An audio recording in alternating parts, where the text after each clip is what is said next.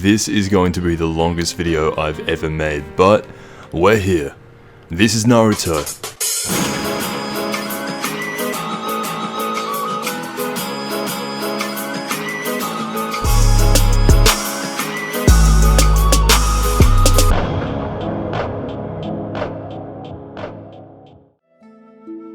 For the longest time, I didn't have any interest in Naruto, never disliking it, but entirely apathetic to the idea of Naruto. I see an orange and blue suit, blonde hair, fights people.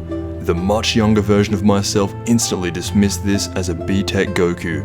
And for the longest time, growing up, that's what I thought of Naruto. I never gave the character any respect, and that was just through first glances, visual appearances only, knowing nothing about the story, not having seen anything. Just by looking and first impressions, I did not give this character any respect. It's kind of ironic with what the story is, and I'm glad it was that way, because I don't think a little kid me really would have appreciated the complexities and the philosophy and the deepness of Naruto. It does hit hard in a lot of areas, and especially now, that's why I like it. I always got told, you need to check out Naruto, you need to see what it's all about, and, well, I did a while ago, but then the English dub wasn't caught up to where I was, so I kind of just like, alright, I'll wait for it to finish, but then I just bought the manga, and I read all 700 chapters, and that's where we are right now. This may be a surprise to some people, but Naruto is now the second manga I have read to completion, after we all know what number one is, experiencing Naruto once, and now a second time, changes everything. Over the next 3 hours, if you give me your ears, you give me your time, we'll talk about the story. So, let's begin. Chapter 1, Naruto Uzumaki. This is the very brief prologue section of Naruto's story. It only goes on for a few chapters, but it's before the Land of Waves, which is the main first arc. Before Naruto gets to go on any kind of ninja journey, he must first become an actual ninja. He does this in a very unique and abstract way. Not many people become ninjas the same way Naruto becomes a ninja. In the beginning of the story, he is stuck in the Ninja Academy. He can't even graduate kindergarten. Naruto sucks. He can't perform a single ninja technique, he can't do any jutsu, he sucks. This would be a good time to talk about the Nine Tails. Having the hindsight of the entire series behind you makes Naruto a really fun series to reread. Even going back and talking about it now, knowing what I know and knowing what's going to happen, this specific part of the story, or really all of part 1, leaves you with a lot of charm. Naruto has a demon living inside of him. This is Kurama. He has some of the most chakra/life force energy in this verse. Now Naruto has the most untapped potential out of anyone, but at the same time, it's actively tearing him apart, and he doesn't even know. This Nine Tails, once fully manifested, once attacked Konoha, the village of Naruto, when he was just a baby. The 4th Hokage risked his life to save the village, sealed the fox inside of Naruto, and now all of the adults from that time look at Naruto in absolute disgust, except for one. Or maybe two, I guess you could say the 3rd Hokage, but mainly Iruka. He sticks with Naruto because Naruto didn't do anything wrong, he was born with his demon inside of him. Ever since that day when Naruto became the Nine Tails Jinchuriki, no one was allowed to speak about it, so the only people who knew about Naruto and what he really was were the people who were there on that day. This makes Naruto as a kid completely depressed. I mean, there's scenes in the anime where he lives in this apartment and is drinking off milk from the age of 2. It's really sad, and that's how Naruto grew up. Knowing all the backstory and knowing where this series is, it's a shock to me that Naruto remained good when Mizuki was unloading the truth onto him. He was trying to make Naruto go rogue, but he didn't. Naruto chose from the very first chapter the type of character he would be, and stay. From the very first chapter you have this ultimate decision made by Naruto that he does not deviate from. And from there, that's chapter 1. That's only chapter 1. You have this psychological warfare battle in Naruto's mind. Do I leave the village and go rogue for what they did to my body? Or do I stick with these people and earn their respect? And Naruto chose the latter, and that's who Naruto is. That is how Naruto graduates the academy and becomes a Genin. It's a bit of a different way of attaining that rank, but I guess it works, and he remains a Genin for the next 25 years. Chapter 2, Konohamaru. Chapter 2 of Naruto is a lot more laid back. Having become a full-fledged Genin, Naruto gets his photo taken in the ninja yearbook, looking very intimidating with his Uzumaki spirals. The third Hokage tells him to retake this photo, however, and in an interesting piece of dialogue, Hiruzen is slightly concerned why Naruto wasn't wearing his Konoha headband in his ninja photo. That would show a sign of respect to the hidden leaf. So, from the start, even the third Hokage is slightly concerned and worried about Naruto going rogue. Everyone just expects Naruto to pull an Itachi or something because he has every reason to. But so far, Naruto is still pretty innocent, and he already made the decision that's going to define the rest of his life back in Chapter 1, so going rogue for Naruto is already way out of question. Chapter 2 though belongs to Konohamaru, bursting through the third Hokage's office proclaiming to take him down and usurp his throne. Konohamaru is an even bigger baby than Naruto.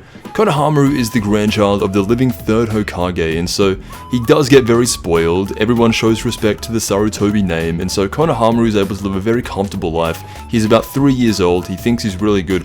But I kind of like Konohamaru, man. I love the theme that plays when he's around. I love how he's the first person to show Naruto some respect. It is interesting though, because on the other side of it, you have Naruto, who is the son of the fourth Hokage. However, he is still seen by everyone as the reincarnation of the Nine Tails, and the reason that the fourth is dead. If events played out slightly differently, and Naruto's dad was still Hokage, there's a good chance that Naruto would act in the same way Konohamaru does. By the end of this chapter, Naruto has gained the respect of one person.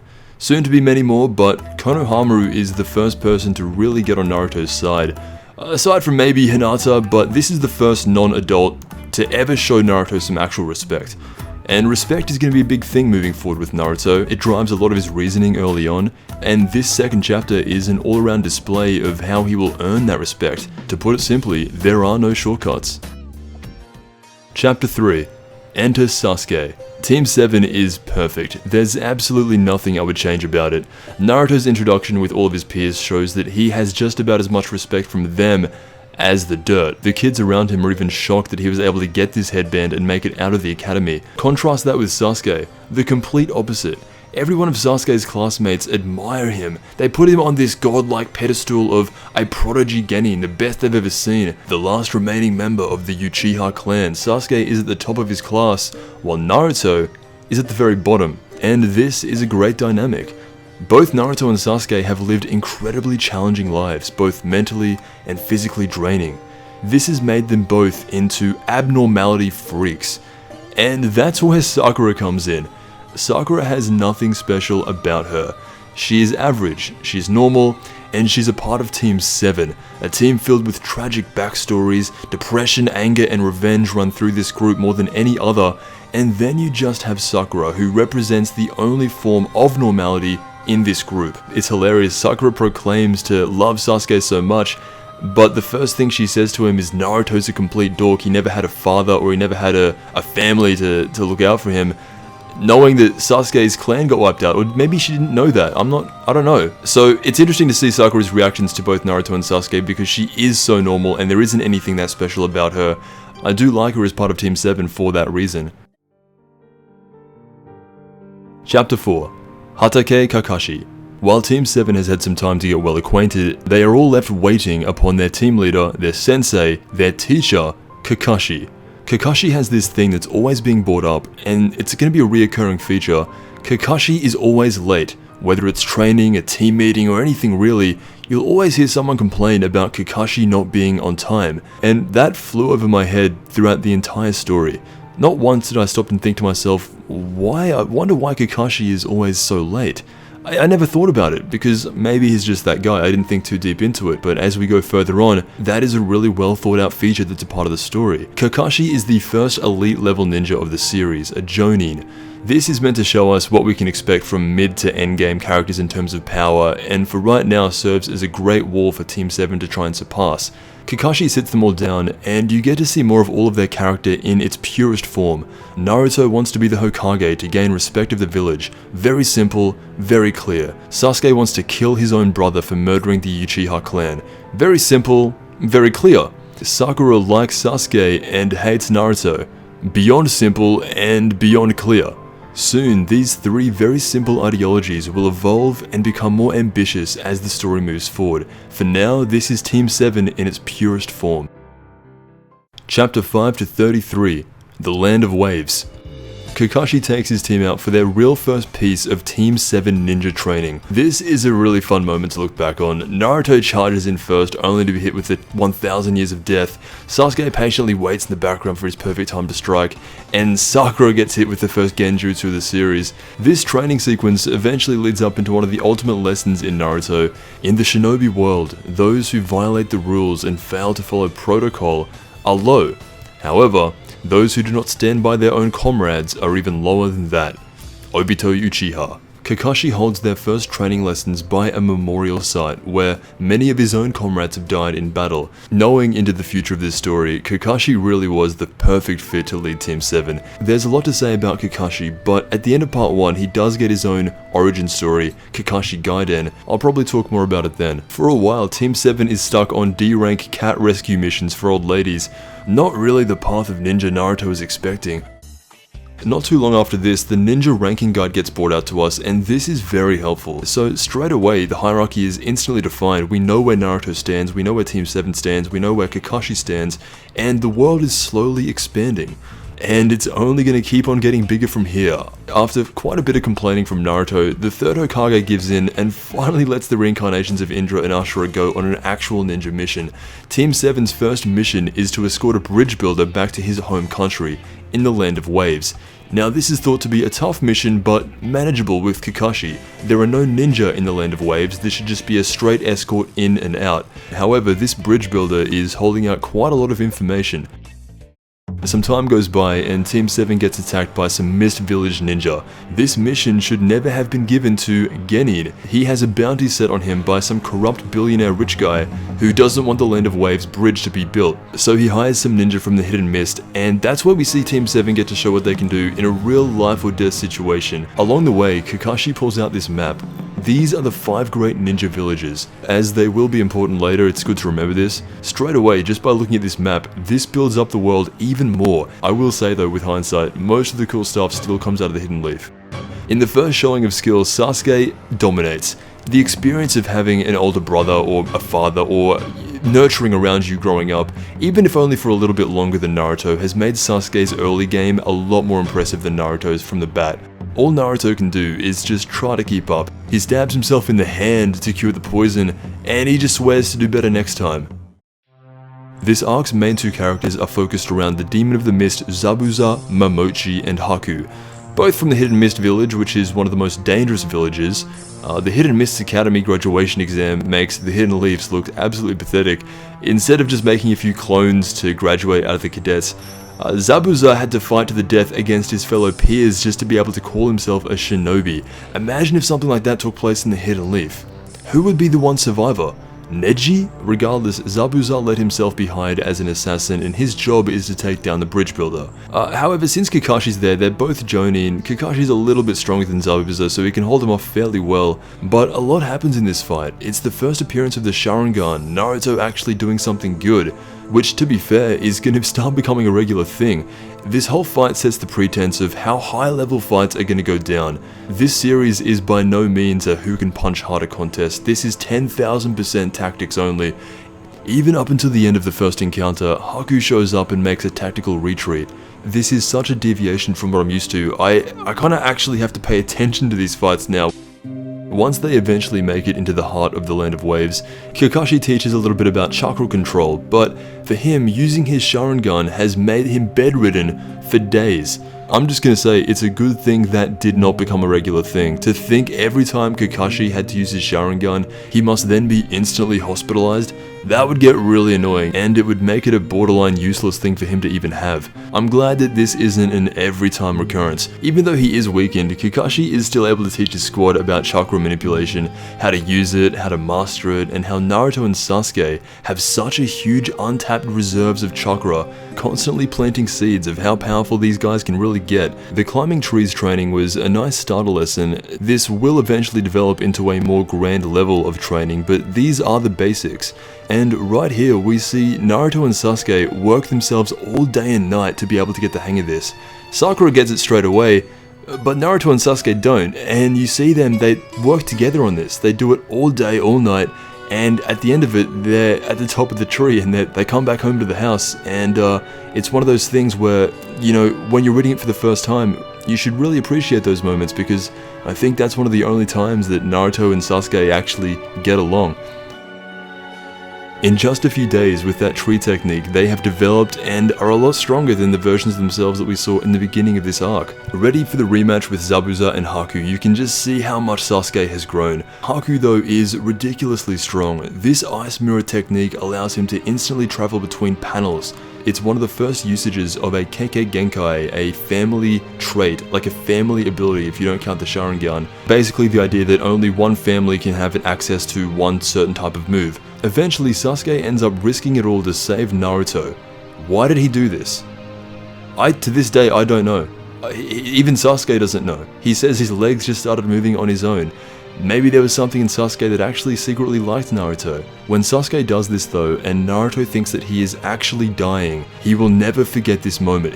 Kind of like what Iruka did in chapter 1, from this moment onwards, Sasuke has cemented himself in Naruto's mind as his friend. Naruto will never forget this, ever. His reaction to Sasuke's temporary death brings out a small amount of the Nine Tails' power. Kakashi looks over at this and freaks out a little bit. He thinks the seal that's on Naruto's belly is about to break, but we're not quite at those levels yet. Naruto is still in control here. He's just extremely angry that he watched someone that he perceived to be his friend now die right in front of him. When Naruto gets angry here, it's all over for Haku. One punch is all he needs and Haku instantly gives up. This next part goes deep. As shinobi, you only have one reason to live. The way of a shinobi is to be used as a tool in this world. No emotions. Haku doesn't even care about their own life. He is about to die and is literally asking Naruto to take it because he perceives himself now to be a broken tool. Useless. If you fail at your life's purpose, what reason do you have for living? And because Haku got one shot, he has failed at life and therefore refuses to live. Just as Naruto is about to take Haku's life, Haku notices that he can actually do one last thing. All this time there was another battle going on. Kakashi was fighting Zabuza and was about to finish him off. However, instead of killing Zabuza, Haku jumps in front of the attack and dies in the old shinobi way. Kakashi seems desensitized to this, but Naruto looks at what Haku just did in complete shock. The interaction that follows with Naruto and Zabuza just reconfirms that everything Haku said was true, and it's becoming very clear that Naruto does not agree with the current shinobi way. And it just so happens that a lot of other people agree with him as well, even Zabuza himself. In the end, both Haku and Zabuza die on what is now known as the Great Naruto Bridge.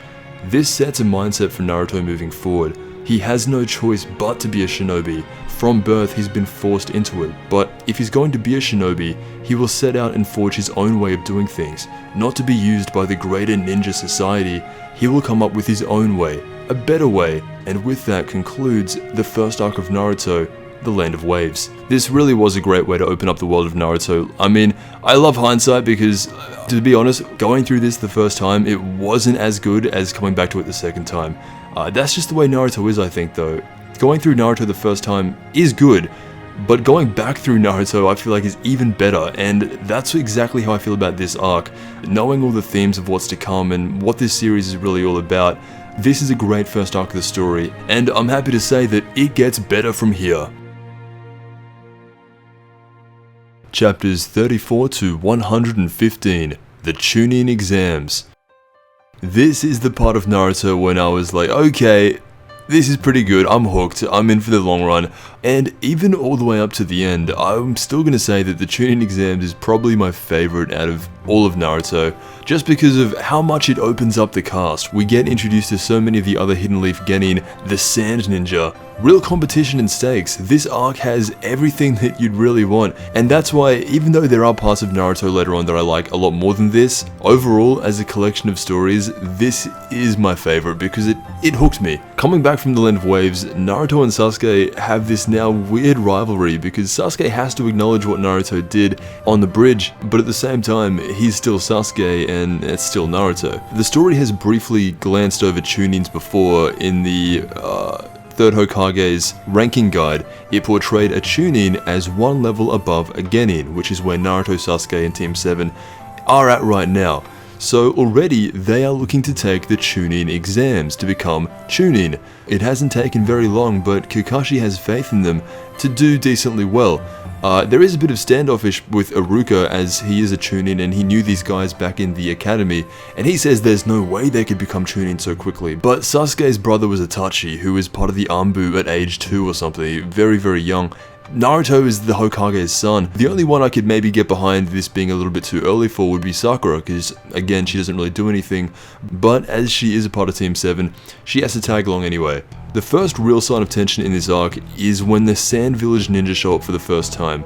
Now when these guys first show up, it is intimidating. You have this puppet master guy, Gaara. It's kind of a shame what happens to the Sand Village later on. I mean, these three are the only strong people in the Sand Village, it seems like. The Sand Village outside of Gaara and Temari, and maybe one certain Akatsuki member, has no one cool, at least that's currently living in the modern Naruto era. But when they first get introduced, they are very intimidating, especially Gaara. I mean, he acts as a complete foil to Naruto, as he is also a Jinchuriki. He has the One Tails inside of him. But he just feels like he has a lot more power than Naruto. Gaara is one of the big players in this arc, and we'll get to him eventually, but his introduction's great.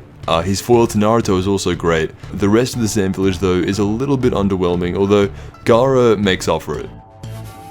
On the way to the Chūnin Exams, Naruto, Sakura and Sasuke run into other Leaf Village ninja. This is Rock Lee, Neji, and someone else. In part 1, these guys rule. Outside of actual Team 7, these guys are the next best. Whenever they're on screen or on the scene, it's always a fun time. Rock Lee and Neji, they're great. Similar to Team 7, Neji is proclaimed to be like a genius. He's kind of like Sasuke of Team 7, a genius fighter of the Hyuga clan. He is, from his introduction, probably the best genin. Then you have Rock Lee, who is similar to Naruto. I'm not going to say that holds up for very long outside of part 1, but in part 1, yeah, you could kind of argue that Rock Lee and Naruto have a lot of similarities. They both work hard, they are both underdogs, although Rock Lee has no ninjutsu. He can't use any of those ninja techniques that Naruto can even use.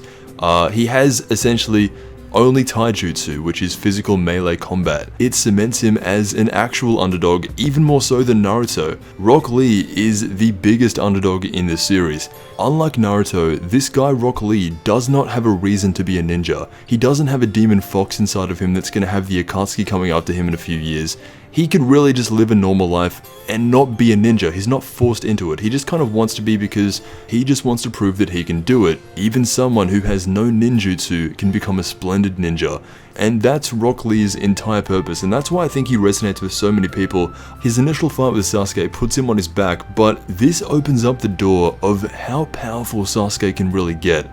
Rock Lee uses a move that Sasuke has never seen before in his life. Sasuke, the prodigy genin, cannot do a single thing against the hard-working, tenacious Rock Lee. And well, that's about the only time Sasuke is going to let himself be surpassed, because when he starts seeing certain techniques and moves that Rock Lee does, his Sharingan is able to copy it, and he's able to learn things a lot faster. So this beatdown that Rock Lee gives him makes Sasuke in the long term a lot more powerful. We also get introduced to Might Guy at the end of this fight, and I mean, his rivalry with Kakashi is great. I think their rivalry is honestly on par with Naruto and Sasuke's. It's really good. The Chūnin Exams is about to start with a written test, and I love this because this test doesn't just get glanced over in a single chapter and we just see how dumb Naruto is. It isn't played off as a gag. It's a real ninja test. They make the questions for this test extremely difficult. I mean, I was looking at some of the questions. What is the Pythagorean theorem of the angle of the ninja kunai at this angle, and which direction would you have to throw? It's some really, to expect little genin to get this, it's almost impossible. So it actually becomes a ninja test. And they have to cheat, basically. They have to cheat, and they have to find ways to cheat without being caught, like real ninja, be stealthy. Naruto, though, doesn't figure this out. I mean, everybody else does. Sasuke uses Sharingan. Sakura just apparently knows all the answers to the questions, but Naruto doesn't answer a single question, and he has the balls to not answer a single question and still pass. Basically, this was just a test of, do you have the grit? They're faced with some very hard decisions to make, and Naruto just does not back down from it, and that's how he passes the first Chūnin Exam test. Definitely holding strong to the promise in the last arc of forging your own ninja way, and now they move on to the second part of the exams, the Forest of Death. Introducing the first big bad of the series, Orochimaru. This guy is a snake, and he's stolen the face of some other ninja just to enter the Chūnin Exams to give a curse mark to our favorite prodigy genin, Sasuke. In the Forest of Death, they have to find another scroll and make it to the end to move on to the part 3 of the exams. This does end up being more of a Orochimaru grand entrance than anything else. That's how I remember this part of the story. Sasuke gets given a curse mark because Orochimaru wants his Uchiha blood. He wants to become Sasuke. The Forest of Death is a messed up place. People die in here. Going back to the Sand Ninja, Gaara kills people in here and finishes the test in about 20 seconds. He's the fastest dude to ever go through this test. Everyone's shocked by this. They're all looking at Gaara like, how did this guy do it without a scratch on him? He did it so quickly as well. It really builds up the Sand Village, and Gaara himself is this, whoa. If this guy's part of the exams, you do not want to be messing with him. Already, he does feel like the final boss of this whole arc. But a lot happens with Team 7 in the Forest of Death. Of course, Sasuke gets the curse mark, which is a massive thing moving forward into the story. But aside from that, Sakura goes through a bit of a design change. She cuts off her own hair. It's kind of cool, I guess. It means she's no longer really 100% Sasuke only focused. She now has a bit of her own goals, which is cool. Naruto and Sasuke are knocked out for quite a while, and it forbids them from actually getting another scroll to move on to the next stage. They leave it down to the last few moments, and I wanted to quickly talk about Kabuto. I'm going to be honest, Kabuto is one of my least favorite characters in all of Naruto. I just do not find him interesting. I don't like him. Every time he's on screen, it's just kind of like, oh my god, I can't wait for this guy to leave. I do not like Kabuto. I get his character, I get that he likes Orochimaru, I get that he loves him so much. I just don't find it interesting, but this is his first introduction where he's catfishing everybody, pretending to be a leaf ninja, but we all know this guy doesn't even have his own identity. I mean, when Orochimaru dies, this guy just becomes a complete clone. I'm really not a Kabuto fan, but to get through to the final stage of the exams, Kabuto does help them out, and Naruto, Sasuke, and Sakura all make it to the final stage of the exam. And this part of the arc goes so hard. One-on-one tournaments, pre-selected fights, simple to understand. I love stuff like that. It's really easy to just not get sidetracked with anything else and just focus on these fights. And that's what we have here in part 3 of the exam. Sasuke versus one of Orochimaru's goons. He uses the Rock Lee technique and absolutely destroys him. After Sasuke's fight, it's a guy called Shino Aburame. He's taking on another one of the Sound Ninja. Shino doesn't get that much screen time, however, whenever he's fighting somebody, he always manages to hold his own somehow. He is a bug-only user, it's a unique part of his style, and that serves as a pretty cool introduction to another Hidden Leaf genin. One of the most important fights here is our main character Naruto versus Kiba. Kiba is without a doubt the Yamcha of Naruto, I'm convinced. He starts off pretty cool, but by the end of it, he's not very strong and he wants to be Hokage. So he's taunting Naruto at first because as far as he knows, Naruto is still a complete loser who can't do any jutsu. He thinks he is going up against someone who is so useless, so incompetent that it's going to be easy for him. This was Naruto's chance to show people that he is not as useless and pathetic as people thought. Naruto's actually got some skill here and he outsmarts Kiba, someone who was actually raised to be a ninja. Naruto farts in his face and with his 1000x nose amplifiers, it defeats Kiba and Naruto secures a pretty iconic win. Also, another pretty cool fight is Neji vs Hinata. I didn't like Hinata at first because I was watching the English dub and her voice just sounded way too anime for me. Neji and Hinata have the exact same eyes. They are from the same Hyuga clan. Neji was born into a branch of the family that wasn't the main branch, it was the branch that is supposed to protect the branch that Hinata was born into. So instead of protecting Hinata, in this match Neji is beating her down, going against his fate that he was born into, which will be a contradiction that gets brought up later that ultimately leads to his defeat. It's a brutal fight, Neji obviously wins, but Naruto gets real mad at this and he swears to Neji that he will make him pay. The last fight in this portion that I'm going to talk about is Rock Lee vs Gaara, and I mean, how could you not? This is probably the best fight of the series so far, maybe the best fight of all of part 1. Rock Lee, the ninjutsu loser, going up against the main antagonist of this arc, Gaara. This fight goes hard. Rock Lee takes off his weights and starts moving around at the speed of light, it seems. He's actually able to hit Gaara, and then he starts to open the 8 gates which amplify his power even more. Rock Lee instantly becomes one of the strongest people here. Having said all that though, and hyping up Rock Lee maybe a bit too much, the winner of this fight is Gaara, and that serves as a crucial purpose. Rock Lee could not have won this fight. Rock Lee's character serves to show that anyone can become a good shinobi if they train hard enough. That's Rock Lee's whole purpose. Gaara's purpose is a little bit more deep and serves as more of a benefit to Sasuke that Gaara wins. If Rock Lee wins, that means Sasuke is paired up against him in the final fight, and that would change up the entire series to where Sasuke would easily win that, and he may not feel a need to get stronger and seek out strength from Orochimaru that he does do later on. With Gaara there, Sasuke realizes that the only way that he could possibly get any stronger is to seek that solitude, abandon all friendships, and seek out that power from Orochimaru. It is really messed up though. Gaara completely destroys and cripples Rock Lee to where they don't think he'll ever be able to walk or be a ninja ever again. Gaara puts Rock Lee in his place so hard that after this moment, I think Rock Lee, for as popular and as cool as a character he is, he doesn't really get a moment after this ever again. He fights Kimimaro for a little bit later on, but he doesn't win. And in part 2, I mean, yeah, he doesn't really do anything there either. This was Rock Lee's moment, and he is a tragic character because it also shows no matter how hard you work, there will always be someone naturally stronger. And that's what Gaara is to Rock Lee. So the Chūnin Exams for now take a hiatus, and we have our finalists. The people who won their brackets now get to fight on the main stage for the title of Chūnin. For now though, they do get time to prepare for this, and secretly going on in the background is an undercover disguise, a plot to destroy the Hidden Leaf. During this time of preparation for Naruto, he gets introduced to his greatest ever teacher of the series, Jiraiya, also known as the Perfect Sage. Seeing this for the first time felt really almost contrived, almost like, how does this guy just randomly here in this hot springs and found Naruto? But of course, hindsight, if reading it back again, yeah, Jiraiya was always going to train Naruto. He was always destined to train Naruto, and this is their first encounter, and coming back, it really is nice to see the initial training that Jiraiya does to Naruto. The first thing he does is teach him how to get proper chakra control, because climbing trees was the first step. Now you have to be able to walk on water.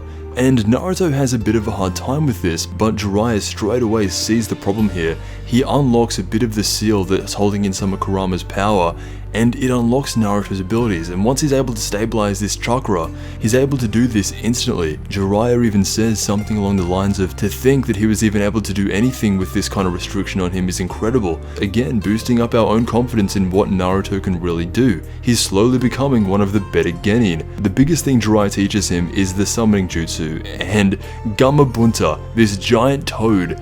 Naruto would never be able to summon this with his own chakra, especially when he's a kid, but tapping into the Nine Tails he can summon Gamabunta, who is this one of the strongest guys. Later on you see him take the form of the Nine Tails and fight Shukaku, a tailed beast. This is overpowered as hell for early game Naruto. Unfortunately though, this isn't going to have much of a usage in the Chūnin exam itself, but outside of that, this is a game changer. It literally puts him on the level of Gaara at the end of this.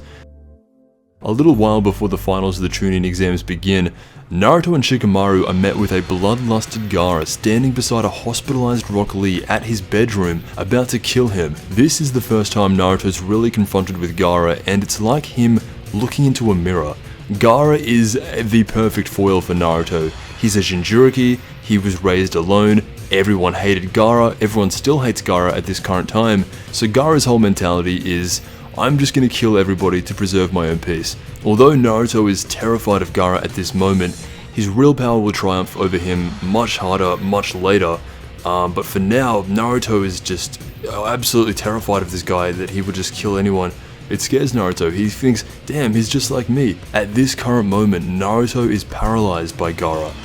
Not as much as Rock Lee though. The finals of the Chūnin exams are about to begin, and Sasuke vs Gaara should be up first, but Sasuke's late. Kakashi took him under his wing, and that's that theme again, Kakashi always being late, but it's for a different reason this time. Kakashi took Sasuke under his wing because he sees so much of himself in Sasuke.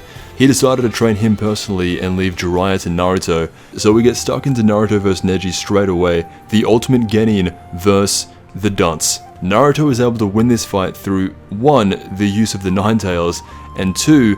Through the contradiction in Neji's own philosophy.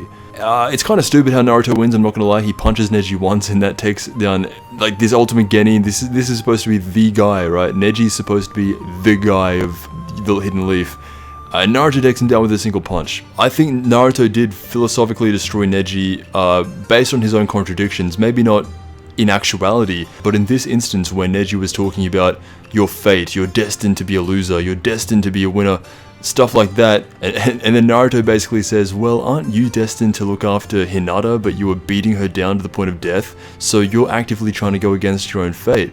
And then Neji was like, oh, wait a second, you're right. And then Naruto just basically wins that way. And so thematically, I can see that's what led Naruto to win.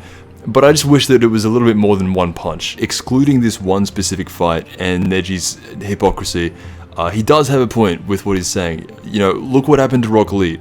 Look what eventually goes on to happen to Naruto, the child of prophecy. Neji has some very valid points, but the fact that Naruto was able to take him down now cements him as the top genin. This win over Neji earns him a lot of respect within the Hidden Leaf, and slowly but surely, Naruto's climbing up the ranks. Next up to fight is Shikamaru vs Temari, and it says a lot about Naruto's side characters that its side fights are just as engaging as its main fights. I was just as engaged watching Shikamaru's techniques as I was with the main character Naruto. This is the fight that makes you realize that Shikamaru might not even be a side character. This dude may actually be one of the mains. Although he does lose, he is the only one out of this crop of genin to rank up to Chūnin. And now it is time for Sasuke vs Gaara. This has long been anticipated by everyone in the crowd, wanting to see the last of the Uchiha clan and see how powerful they are. Sasuke has powered up so much here where you don't really get it. The last fight that you see Gaara in was with Rock Lee, and for the main portion of that fight, Rock Lee was knocking Gaara around incredibly well, but when Rock Lee was punching Gaara, he wasn't actually inflicting that much damage. When Sasuke punches Gaara, he connects, and it sustains damage. Gaara bleeds, and once Gaara starts bleeding, that's when the Chūnin Exams abruptly ends and we move into the next arc, Konoha Crush. Chapters 116 to 138, Konoha Crush. Orochimaru has disguised himself as the Kazekage and now plans to end the life of his former teacher, the third Hokage, while at the same time taking down the Hidden Leaf. It's always a bit of a letdown when what you think is going to be this really cool tournament arc doesn't actually get complete, and you have this pondering feeling in your head, and you have to do the kind of the calculations on your own, and you have to do the matchups. So who would actually end up winning if this didn't get complete? Would Sasuke beat Gaara? Probably not, so Gaara would go through. Naruto went through, so Naruto vs Gaara, oh, that's a good fight. Maybe Gaara wins that in the Chūnin Exams, but outside the Chūnin Exams, Naruto wins that. So maybe Gaara wins the whole thing, who knows? Since the tournament doesn't get completed, we will never know. From here, the Chūnin Exams are over, and it is now every shinobi in the Hidden Leaf defending their village. Orochimaru is going after his main target, the third, and brings back to life with a forbidden jutsu, Hashirama and Tobirama. Hiruzen has to fight against his former student and two of his deceased mentors, who just so happen to be some of the strongest shinobi who have ever lived. In the end, he takes the previous Hokage's teachings and gives his own life to protect the village. The outcome of this fight is a dead Hokage and an extremely nerfed, armless Orochimaru. Meanwhile, the Sand Ninja flee the scene out of the Chūnin Exams, but are closely followed by Shino and Sasuke. Shino gets his fight in with Kankuro, however Sasuke believes that he has unfinished business with Gaara. This is one of the many fights coming up in Sasuke's future that make him understand how weak he really is in the grand scheme. Looking into the eyes of a possessed Gaara, Sasuke's moment to prove his own strength is right now, and Chidori after Chidori, it's just not enough. This was his first moment of realization that he did not harbor enough hatred. Playing around in the Hidden Leaf has not made him strong enough against an opponent who has let his own hatred consume him. This is the beginning of Sasuke's realization. Of course, the only person who can match a Jinchuriki is another Jinchuriki. Naruto is able to defeat Gaara because he understands him on a deep level, and it's with that understanding that he realizes Gaara just needs a friend. That's to oversimplify it by a bit, but that's the reality of what it comes down to. Naruto fundamentally understood Gaara, and it's with that that he knows that although Gaara pretends to not want any friends and harbors all this hatred, that's not what he actually wants. Gaara, for the first time in his life, just wants to be loved. Unlike Sasuke, who was conflicted on why he was even fighting Gaara, Naruto was not. He had a single-minded focus and in the end defeats Gaara. Concluding Konoha Crush. This arc is heavily linked in with the Chūnin Exams, and throughout it you can really start to see where the series is going. Of course, I didn't get this all in the first read through, coming back to it now obviously helps, but you're starting to notice a trend with Naruto. Whoever usually is the one to win a fight is the one with the more stable cognition, the one who points out contradictions in their opponent. Naruto already has won 2 big fights like that, Neji and then Gaara. Although Naruto is competent enough in his strength, that's not the main focus. His ability to find holes in his opponent's reasoning is why he wins so many fights. Going forward, that's going to be an even bigger thing. Yeah, strength is important, but as you can see with Gaara, he had all the strength in the world, but he was completely unstable, and it ultimately led to Naruto to pick him apart mentally and pretty much talk him into being a good guy.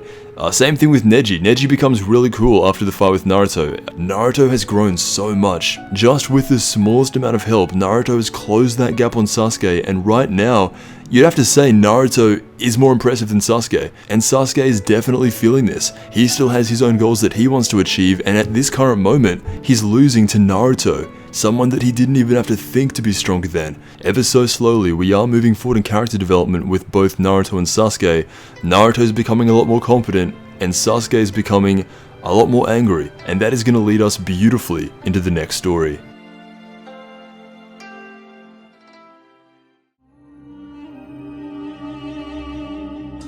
Chapters 139 through 171. Search for Tsunade. Ironically enough, Tsunade is not the most interesting part of this next story.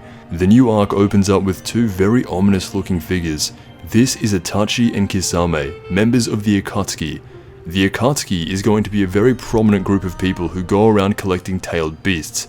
The reason Itachi and Kisame are here in the village of Konoha is because they are specifically after Naruto. But we'll get to that a little bit later. For now, the main focus is finding a 5th Hokage. The 4th Hokage has been dead, the 3rd Hokage is dead. We need to find a new Hokage, and that's what this main story is about, the search for Tsunade. Before Tsunade though, Jiraiya was actually pointed out to be the 5th Hokage by these Konoha elders. But he denies it. He says, no, I don't want to be Hokage, I don't need that kind of paperwork in my life. So he suggests Tsunade, and they're thinking, Tsunade, that's not a name I've seen in a very long time, and that's when the search for Tsunade begins. Before that though, there is a scene that I love. It's in chapter 140, and Kisame and Itachi are just casually sitting down at this restaurant with Kakashi literally a meter away from them. Itachi, being Sasuke's brother, does not want Sasuke to see him, but Sasuke shows up by himself and comes within meters of Itachi, but in an instant, they disappear, and you gotta think, did Kakashi do that on purpose?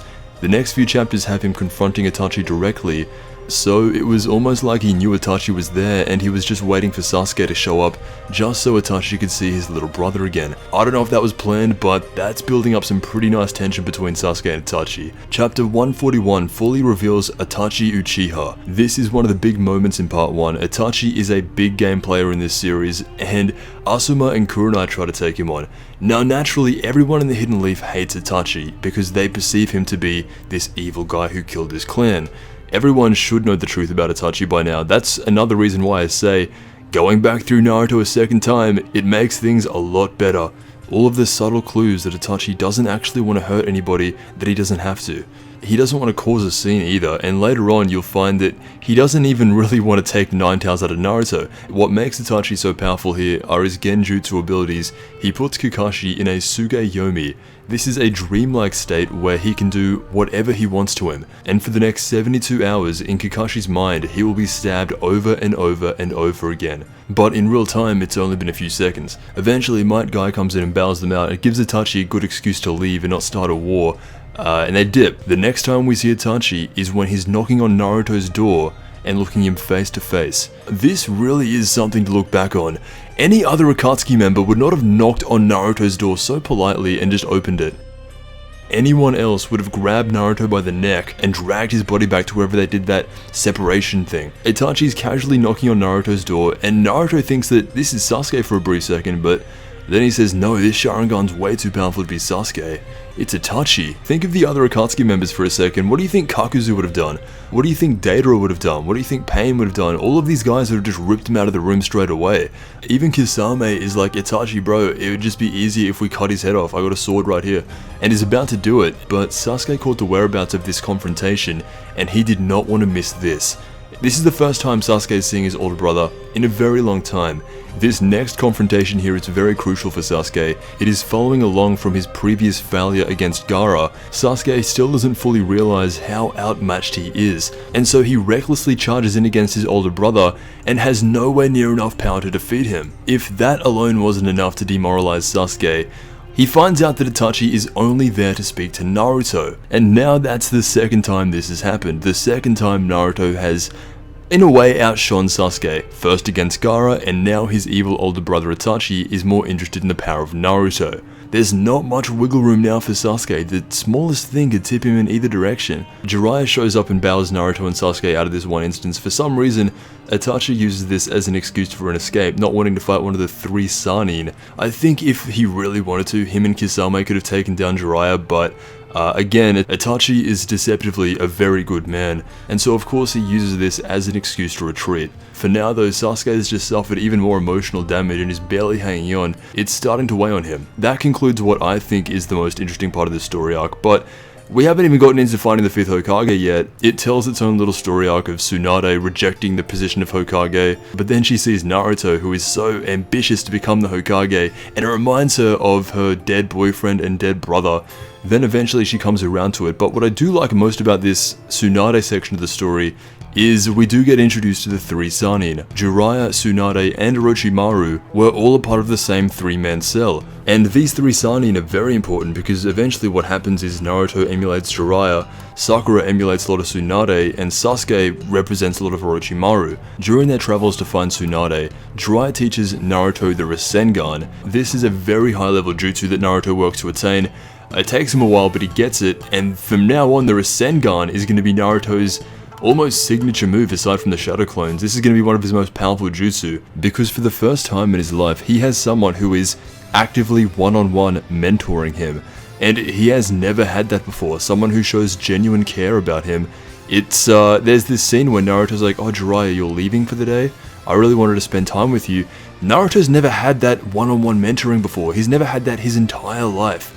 And the second that someone shows an interest in Naruto, look at how quickly he develops.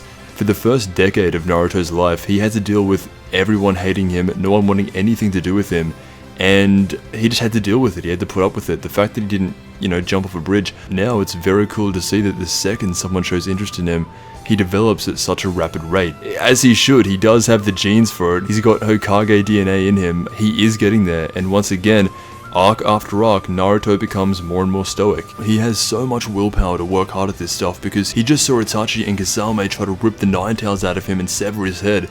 To some extent now, he knows how serious this is going to be, and as he does follow his ninja way, he will never go back on his word. One thing that does happen in this arc, unfortunately, is Kabuto. Kabuto appears a lot in this, and basically he's just Orochimaru's ultimate goon. He's doing everything for Orochimaru. He's negotiating, he's bidding, he's fighting. One of the best moments here is when Kabuto underestimates Naruto, exactly in the same way as everyone before him. But Naruto just tanks a knife straight through the hand and then hits him with a Rasengan that almost kills him. Anytime someone beats up Kabuto, they instantly win me over, and Naruto already did kind of win me over, but man, he's really making me like him more and more as the story goes by. Tsunade is seeing Naruto's resolve and his will to never give up and how much he puts into everything.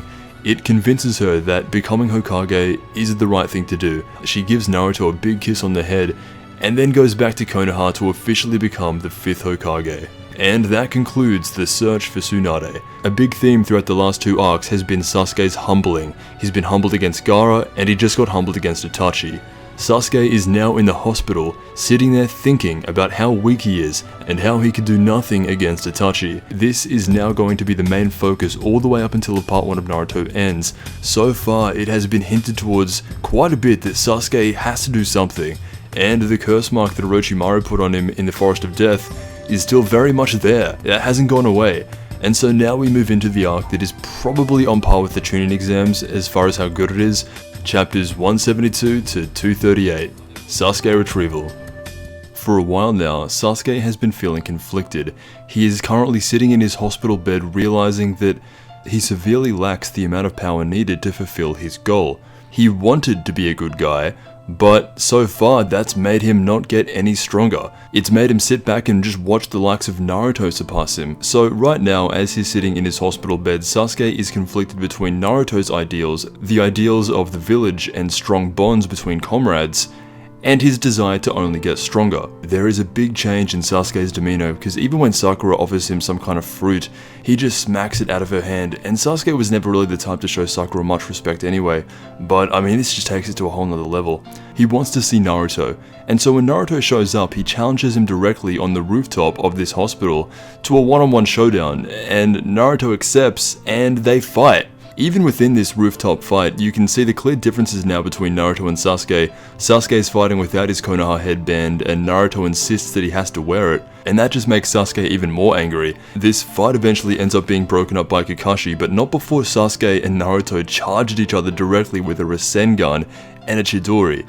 Something that heavily foreshadows the end of this arc, and what's interesting is, if this connected at this current moment on the rooftop, Naruto would have won, just because he wasn't as emotionally all over the place as Sasuke. But by the end, Sasuke narrows in his focus a lot more, and it is now Naruto who is the one who doesn't want to confront the reality of why Sasuke left the village. Kakashi says that Sasuke was actively trying to kill Naruto in this fight, and well, maybe he was, but when Sasuke realizes that Naruto's Rasengan was actually stronger than his Chidori, that is what I would consider to be his last straw. From there, he gets confirmation that Naruto is stronger than him. Itachi was right, and so now Sasuke is leaning more towards the side of he only wants to get stronger. He needs to get stronger no matter what. And so when Orochimaru's sound form visit him, they show him the power that they have because of what Orochimaru did to them, and that convinces Sasuke that this is the only way. There is a nice scene between Kakashi and Sasuke here. Kakashi's basically saying, I know the road that you're thinking of going down,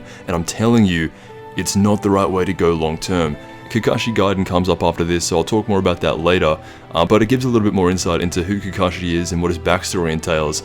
He went through very similar things that Sasuke went through. All that talk by Kakashi doesn't actually do anything. Sasuke needs results, and no amount of persuasion by Kakashi is going to get him those results. Sasuke leaves the village to pursue Orochimaru and his own strength. Orochimaru only wants Sasuke though for his body. Sasuke must know this deep down, but I just don't think he cares. He doesn't even care that Orochimaru killed the third Hokage. The only thing he cares about, and it's a one-tracked mind, it's the reason why he beats Naruto later on, the only thing that Sasuke cares about is strength. It's the whole idea of having a single-minded purpose, and in Sasuke's mind, there are no contradictions in his mentality. The life that he has lived, he thinks that this is the only way. And as far as he knows, this is. He's already stronger than everyone in the Hidden Leaf, except for Naruto. The only way for him to get stronger is to leave. This causes Naruto and everyone back in the Hidden Leaf to go into complete panic mode. They really don't want another Itachi out there somewhere. Tsunade is thinking Sasuke is going to go rogue, and so she sends out Shikamaru to form a team to get Sasuke back to the village. Hence the name of the arc, the Sasuke Retrieval Arc. The reason they could only go with Chūnins and Genins is actually pretty well placed. It's because of Konoha Crush, their village is pretty scarce on resources. All of the Jonin are out on other missions. The only ones that are back at the village are the Genin, and Shikamaru, since he just got promoted to Chūnin, he leads that squad. It is a 5-man squad with Shikamaru, Naruto, Neji, Choji, and Kiba. These are the guys who are going to take on the Sound Four and bring back Sasuke. Before this 5-man squad jumps into rescuing Sasuke, Sakura is standing at the gates of Konoha, pleading and crying to Naruto. Naruto, I have one request for you. This is a request of a lifetime. I'm never going to ask you anything again after this, but please bring Sasuke home. And so Naruto promises Sakura that he will bring Sasuke home. Rock Lee is also there outside the gates. He had this surgery performed on him by Tsunade. It was a life or death surgery, but Lee said, you know what? I'm gonna do it, and he is slowly in recovery, but no thanks to Gaara, otherwise he would have been a great addition to this 5-man squad. But the 5 that we do have are very underrated. I mean, Choji, Kiba, Shikamaru even. Neji and Naruto are the only ones who've been propped up as being somewhat good, But everyone in this squad, when it's their turn to fight, they give their all, 100%. They leave nothing on the table. Neji almost dies fighting the spider guy. Choji gets a multiplier boost of 10,000 at times, which afterwards he almost dies from. Each one of the Sound 4 ninja have their own curse mark, and they do transform, and when they do transform, they become exponentially stronger. Shikamaru's team skills really come out to play here. He navigates the team pretty well. He is very hard on himself though, and because they don't eventually get Sasuke back, he just beats himself up over it for a while. This is what I mean about Naruto giving some of their side characters some really solid screen time in action. All of these fights are standalone good fights. Choji does things that I never would have expected Choji to ever do. Neji proves why he was perceived to be the ultimate genin. Kiba and Shikamaru get ran through a bit, but it ultimately leaves Naruto to catch Sasuke, who has actually died and come back to life in this box. It's this thing that's meant to evolve his curse mark to another level. Again, with Sasuke, anything to get stronger, he literally dies and comes back. Orochimaru sends out one of his strongest guys, and this is actually one of Orochimaru's goons that I really like. Kimimaro. Kimimaro is one of the strongest guys with the coolest ability. He has bone abilities. That's such a sick technique. He rips bones out of his body and uses them to fight. That's something that, wow man, they say healthy bones are as hard as steel, and in Kimimaru's case, it's absolutely correct. He is fighting an enraged Naruto, just having seen Sasuke run away, completely ignoring all of Naruto's callouts to come back to the village. When Naruto sees Sasuke, he's speaking to him as if everything's just completely normal. Hey Sasuke, what are you doing buddy? Come back to the village. He doesn't quite understand what Sasuke's mentally going through, which is weird for Naruto because with everybody else he does understand what they're mentally going through, but with Sasuke it's different. And so Sasuke runs off and Kimimaru is left fighting all of these shadow clones of Naruto. This has got to be the most amount of shadow clones Naruto's ever made. And this seems impressive, but Kimimaru just wipes him out, one hit, smoke. Kimimaru was about to destroy Naruto, but in the biggest turn of events of all time, Rock Lee comes in, and we haven't seen this guy since the fight with Gaara, and I really like this. Even though this might be the last time Rock Lee does anything, it's in a big moment, and anytime we see Rock Lee, it's always a good time. He takes Naruto's place in the fight with Kimimaru, and Naruto chases after Sasuke, and so we're still left though with some of the Hidden Leaf Genin still fighting the Sound 4.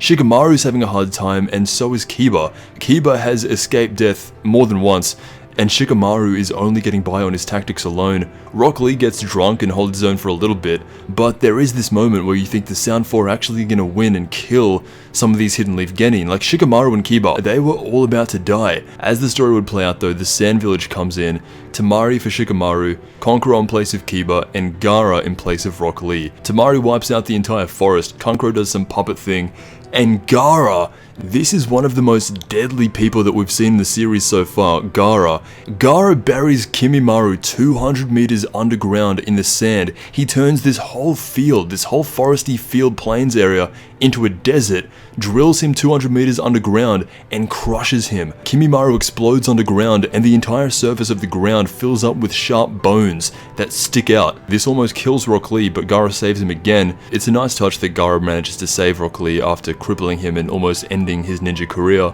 Rock Lee though is such a cool guy. He's like, you know what Gaara, you almost killed me, you almost destroyed my whole life. I don't hold grudges, I respect your power. Very cool from Rock Lee. So the Sound 4 have been promptly taken care of by the Sand Village and the Hidden Leaf combined, and now there is only one thing left to do, bringing Sasuke back to the Hidden Leaf. Naruto and Sasuke meet at the Valley of the End. Naruto is standing on top of Hashirama's statue and Sasuke is standing above Madara's statue. This is an iconic moment. When you think of Naruto, even back before I knew anything about Naruto, I knew about Naruto and Sasuke having a fight. I always saw them as another version of Goku and Vegeta, and I guess that's fair to an extent. They are both shonen rivals, but this is clearly different. When confronted against Sasuke, again, Naruto does not take the time to understand why Sasuke is doing this, the reasoning behind his actions. He just kind of says, do you not care about the third Hokage? Do you not care about what you're doing to the village? Stuff like that. Up until now, this seems to be the only person that Naruto cannot mentally get through. Sasuke looks at Naruto as someone that he must cut down to obtain strength. That's what he thought his brother did, and that's what enabled him to unlock his Mangekyo Sharingan. The only way that Naruto can prove to Sasuke that his ideology is correct is by fighting him and defeating him, and so they must fight. Naruto and Sasuke have this epic clash. You have Hashirama and Madara in the background, Chidori vs Rasengan. Every clash here is immense. There is real reason as to why why these two are fighting. Sasuke's curse mark starts coming out, and that's what enables him to get the upper hand on Naruto in the beginning. But Naruto still has that something inside of him. The Nine Tails will not die so easily, and in the manga you have this beautiful illustration of Kurama coming out of Naruto. This is one of my favorite illustrations of the series. Some of the stuff that Sasuke says back to Naruto, he says, "You were alone to begin with, what could you possibly know about me? You have no idea what it means to have something and lose it. You were born with nothing." Naruto responds to this by saying, "Because for me, you were a part of my family. Team 7 was my family." And that was the closest Naruto came to changing Sasuke's mind, but that didn't quite do it. From there, Sasuke opens up his third Tamawi Sharingan, and the battle with Naruto ends how this arc started, a Chidori vs Rasengan. This time though, they're both able to hit each other, and the winner of this battle is Sasuke.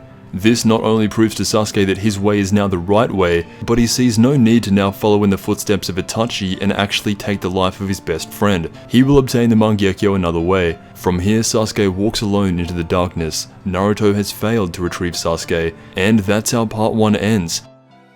What a fantastic story so far. Kakashi takes Naruto back to Konoha, where everyone's feeling a little bit dejected. Sakura feels like a complete idiot for putting all this burden on Naruto, and she pretends to be like, "Oh, Naruto, it's okay," you know, but she's really upset about it, and so is Naruto. Everyone's just really down about the whole thing. However, Jiraiya comes in through Naruto's window and says, "For the next 3 years, I'm going to take you and train you to get you ready for the Akatsuki." Part 2 is heavily Akatsuki focused, and Jiraiya tells him to let Sasuke go. He tells him that it's just not worth it. Naruto pushes back on this, but for now, I think Jiraiya had the right idea. Even in 3 years at the start of part 2, Naruto has no clue how to handle Sasuke. He has to go through all of Shippuden just to understand Sasuke's mind. Of course, Naruto doesn't like to hear that, but Jiraiya has the right idea.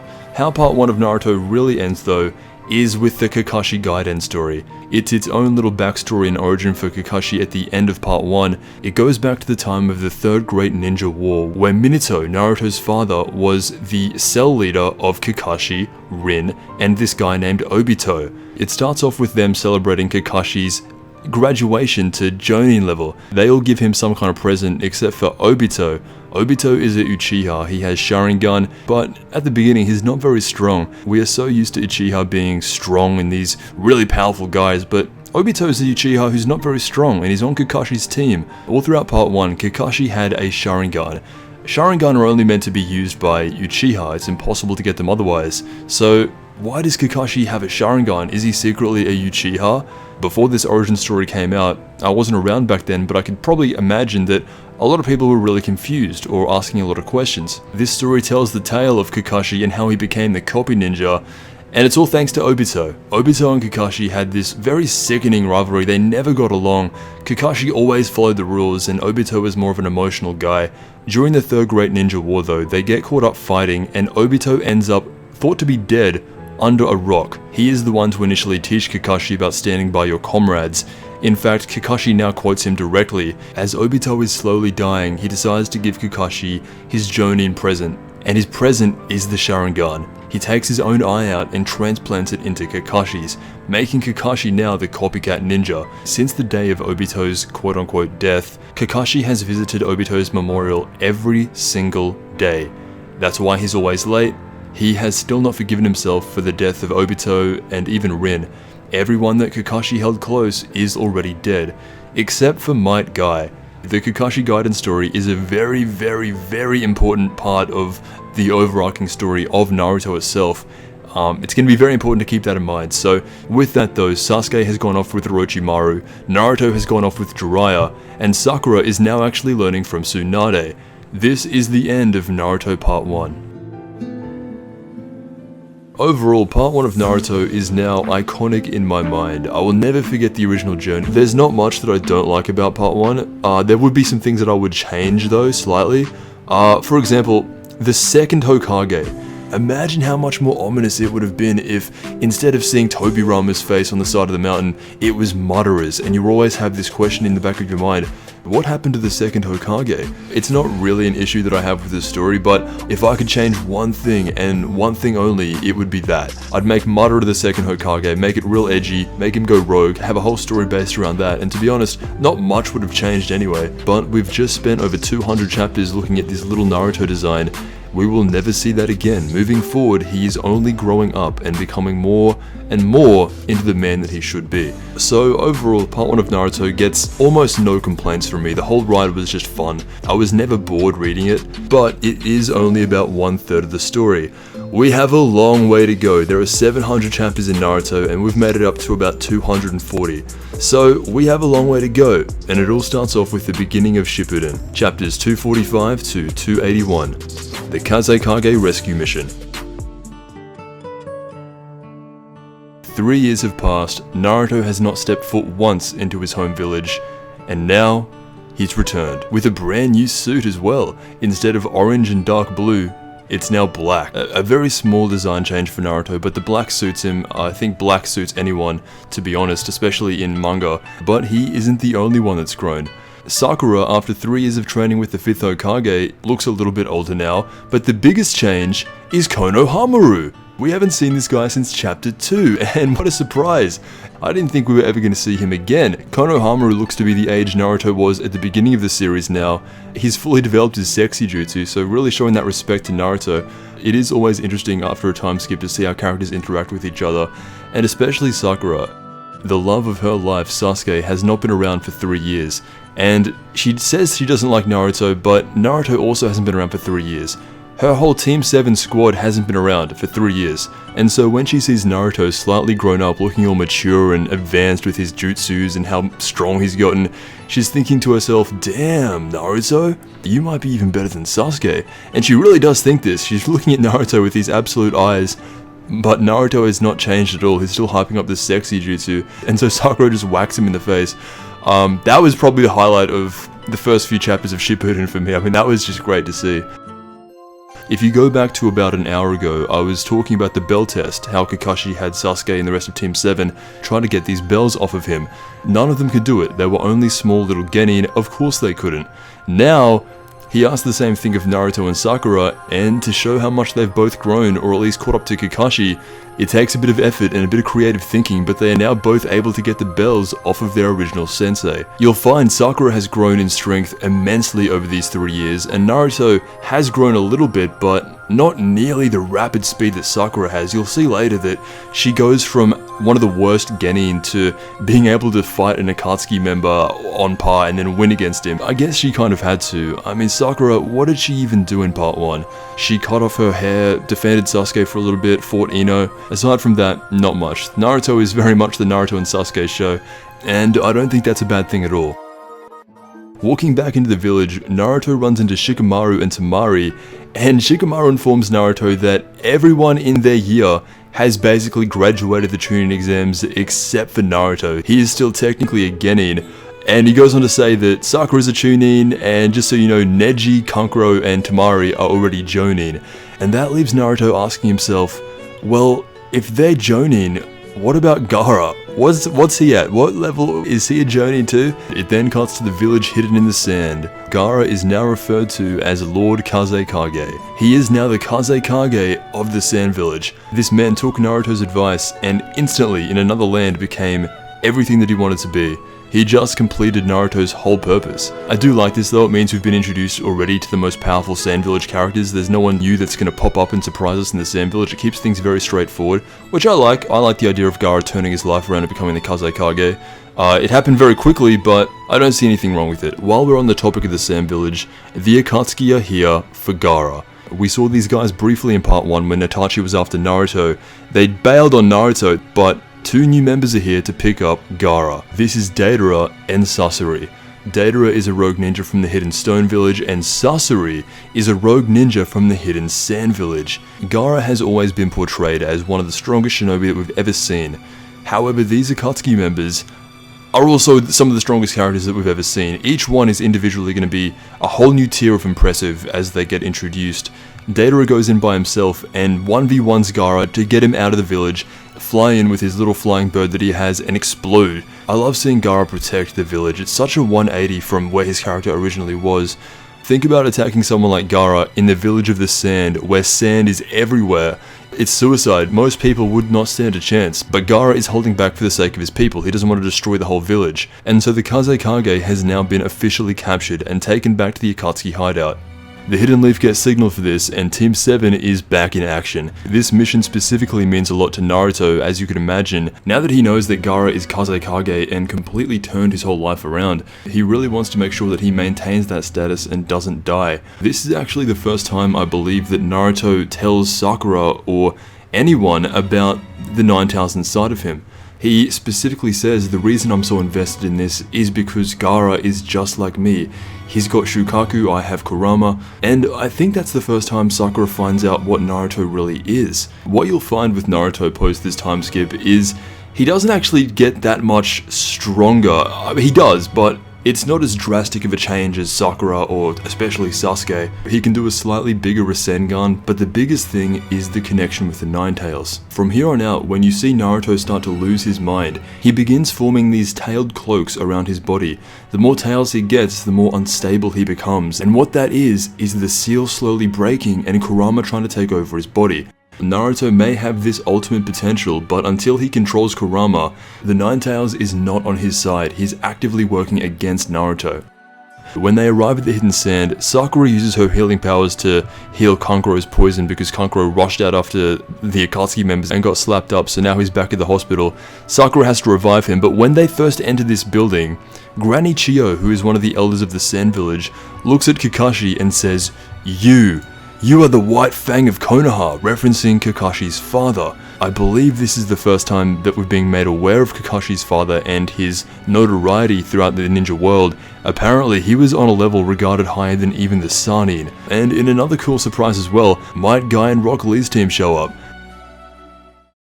For the first time ever, it cuts back to the Akatsuki hideout. It's got this weird entrance on it, and we see silhouettes of every Akatsuki member.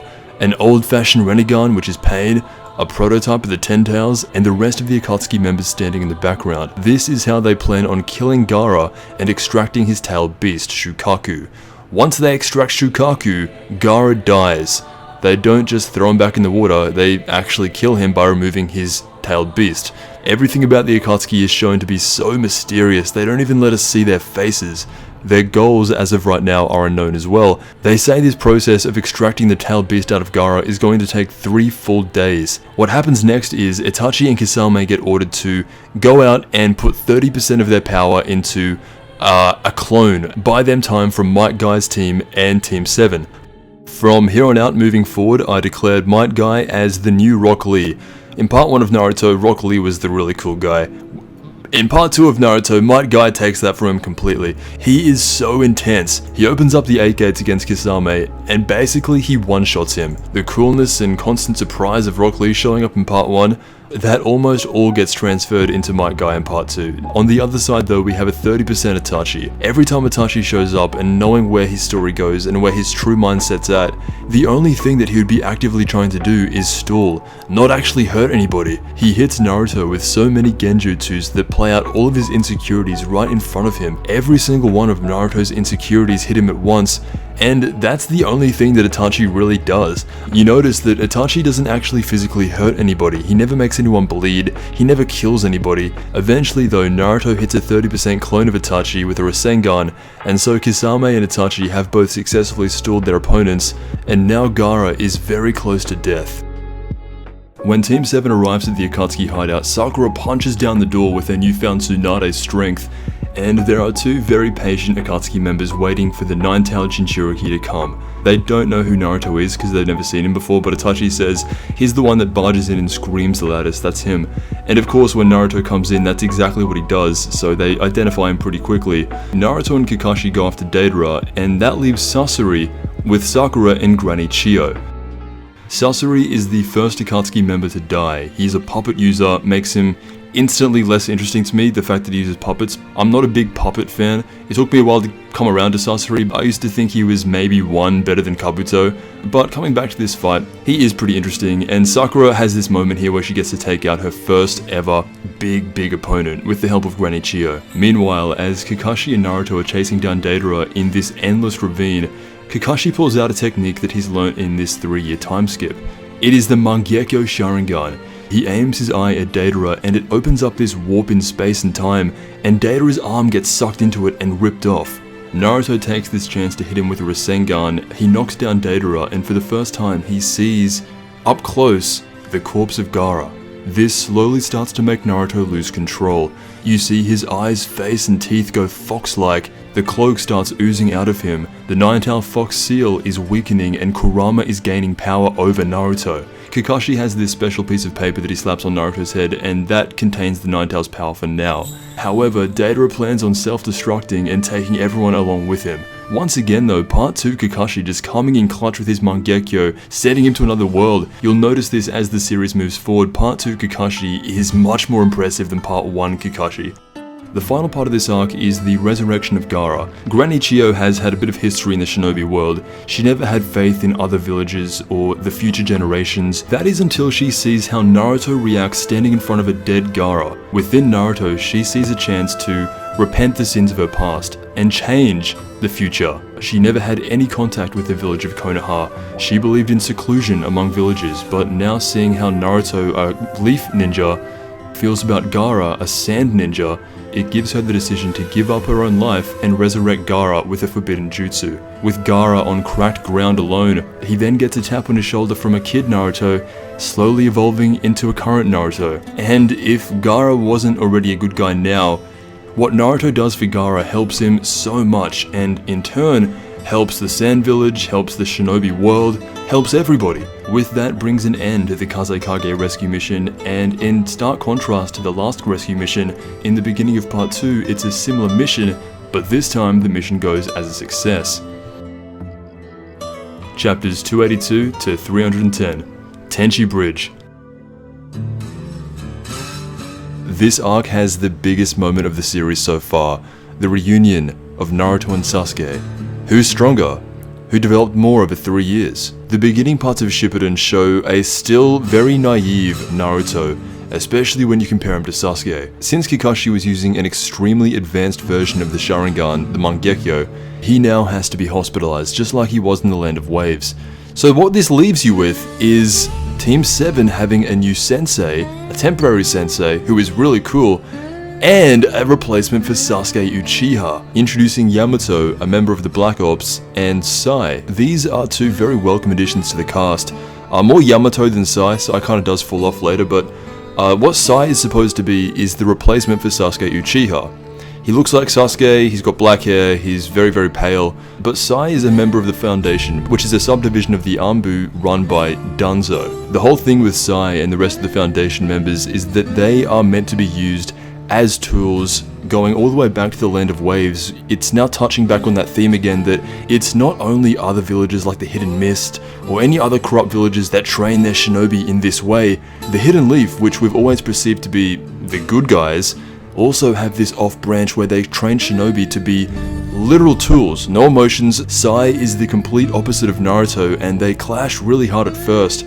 In the end, Sai comes around, but only to later fall off. Then we have the new Team 7 leader, Yamato, who, the only thing about him is that he has Hashirama's cells. He can do wood style. Anyone with the remnants of Hashirama's cells just becomes a very useful ally. He's put on Team 7 because he is the only one who can control Naruto's cloaked, tailed form. When Naruto starts oozing out those bubbles and loses control, he is the only one that can contain that. And so the whole purpose of this arc is to confront Sasuke. Sasori had a planned meeting with Orochimaru. Sasori is now dead, so Team 7 takes on the role of Sasori and meets Orochimaru at the Tenchi Bridge. This part here I remember specifically being a lot of fun to read through. You have Kabuto negotiating with Yamato, who's pretending to be Sasori. There's so much deception going on, and Orochimaru's in the background. He can see Team 7 as well. They think they're hidden, but they're really not. And eventually what happens is Naruto hears the mention of Sasuke's name, and he loses his mind. Giving control over to the Nine Tails again, Naruto spouts 3 tails, and then basically wipes out everybody. Kabuto gets yelled across the bridge, Sakura gets hurt as well, and eventually this 3 tails turns into 4 tails, and Naruto's losing his mind even further. He's doing damage to Orochimaru, and you know, the first time watching this you're thinking, oh yeah, go Naruto. But this isn't Naruto. This is absolutely not Naruto. This is the demon inside of him, and by transforming into this monster, he begins to hurt everyone around him, not just Orochimaru. It's a similarity between him and Sasuke again. Sasuke also had to give in to becoming a monster just to gain power, but the difference is Naruto learns that it's actively hurting everyone around him, even the good guys, even his friends, and then instantly he knows that it's bad. The whole reason Yamato was here though was to seal up Naruto if this ever did happen. And so that's what he does. However, Sai, coming from the Foundation and Danzo's orders, Danzo being one of the elders of the Hidden Leaf, he orders Sai to not rescue Sasuke, but instead kill him. At this point, people already consider Sasuke to be a rogue ninja. Outside of Naruto and the main cast, there is no sentimentality shown towards Sasuke. And that's when we see him for the first time. Seeing Sasuke for the first time since part 1, he is not threatened by meeting Sai at all. He knows that he could flick him and die. Sasuke for the first time in this series feels genuinely intimidating to everyone. Naruto's confrontation with Sasuke, he was not prepared for this. The symbolism here is everywhere. You have Sasuke standing above them, looking down at all of his previous team members. He sees them as so far less than him. He has no need for them. He even thinks about genuinely killing them. Naruto, even after 3 years, still does not understand Sasuke. He says to him, "How could I become the Hokage if I can't save a single friend?" And for Sasuke, that's not what he needs to hear. Sasuke has completely different ideals now to Naruto. He's found power his own way, and naturally far surpassed Naruto's strength. It's symbolized once again by this whole confrontation. He's looking down upon them. Sasuke feels like a god in this scene, and Naruto is just begging to get him back. Sasuke doesn't even feel like he needs to explain things to Naruto. He is that far ahead and that far above. He comes up to Naruto, and it's so fast that no one can even see it. He displays only a glimpse of his power, and everyone seeing this, they realize that they have no chance. Naruto's mind instantly goes to the Nine Tails. He looks inside of himself, seeing this big gate that seals away Kurama, and he's saying, "Tear off the seal, you need my strength, it's the only way." But Sasuke finds his way inside of Naruto. For the first time, he sees where Naruto gets all of his strength, and he eliminates it. He pops all of Kurama's bubbles, and before he disappears, Kurama says, "You remind me of one Madara Uchiha." Sasuke is about to kill his former team, however Orochimaru and Kabuto stop him by saying, "That's probably not a good idea, these guys can maybe take out a few more Akatsuki members, and let's just leave them be for now." And so that ends the first confrontation post-time skip with Sasuke, and this arc. A pretty short and concise story introducing a few more characters, a few more concepts, and the maturity of Sasuke. He has changed more than anyone that we originally knew in these 3 years, and now Naruto has a lot of catching up to do. Not only physically, but he needs to start working on that Torque no Jutsu. Chapters 311 to 342, Akatsuki Suppression. I haven't really talked that much about the side characters of this story. Kishimoto introduced a lot of them back in the Chūnin Exams, and out of all of them, I really thought that it was going to be someone like Rock Lee or Neji with the most growth going into Shippuden. But I was wrong, and very surprised to see someone that I never expected to see anything from to actually have his own mini story arc that hit just as hard as any other in the series. In the Chūnin Exams, we were introduced to the Konoha 11, Team Kakashi, Team Guy, Team Kurenai, and Team Asuma. Asuma is the son of the third Hokage, and the series never really made a big deal out of this, until right now. Asuma's message in this story is one of the most beautifully done in the series. They use a game of chess, or shogi, to portray this. He begins by talking about the value that the king has. Once the king dies, the game is over. In terms of Konoha Shinobi, he likens Shikamaru to a knight, being the most tactical. In a bit of subtle foreshadowing, he likens himself to a sacrificial piece, and then he asks Shikamaru if he knows who the king would represent. And Shikamaru assumes that the king must be the Hokage because of the similar prestige in the title. Maybe he believes that if the Hokage goes down, the game is over. But we've seen before, that's not true. Hokages have died in the past, and it was always the next generation to take over and continue their legacy. That is the theme of this arc. The children of the Hidden Leaf that everyone grew up with are going to start stepping up and taking care of the village themselves. Asuma has an unborn baby on the way, which really represents the next generation, and the reference to the king is that baby and all of the other babies in the Hidden Leaf. You only lose the game when you have no future moves to make, and babies are the future. He doesn't tell Shikamaru this though, he just tells him that when the time is right, you will understand. Naruto comes back to the Hidden Leaf with a fire to now catch up to Sasuke, to get stronger, and he does this really cool training regime where, because of his enormous reserves of chakra, he is able to undergo this shadow clone training which amplifies the speed of his normal training by 1,000 times or something ridiculous. This is where Naruto first learns about chakra natures, and all Naruto does this arc is train. 2 new Akatsuki members have been located in the Land of Fire. This is Hidan and Kakuzu. Tsunade orders a bunch of Hidden Leaf shinobi to take them down, and so we have Asuma leading a group with Shikamaru to take down 2 of the most dangerous Akatsuki members. Hidan is immortal and Kakuzu is basically immortal, having something like 5 hearts. This is a very dangerous duo of Akatsuki members. Both of them are semi-invincible and live forever, and you have that in stark contrast with the theme of this arc. No one lives forever, you have to pass down your knowledge to the next generation, and you have a very interesting fight on your hands. Hidan has this technique where any damage that's inflicted on him goes right back onto the original person. At one stage he gets his head decapitated and it doesn't even bother him. Shikamaru does a good job, all things considered, this being the first time he's fighting someone like Hidan, but in the end, Asuma is the one casualty in this battle. Shikamaru is forced to watch his sensei die, and while Hidan and Kakuzu retreat, for now Team Asuma gathers around him.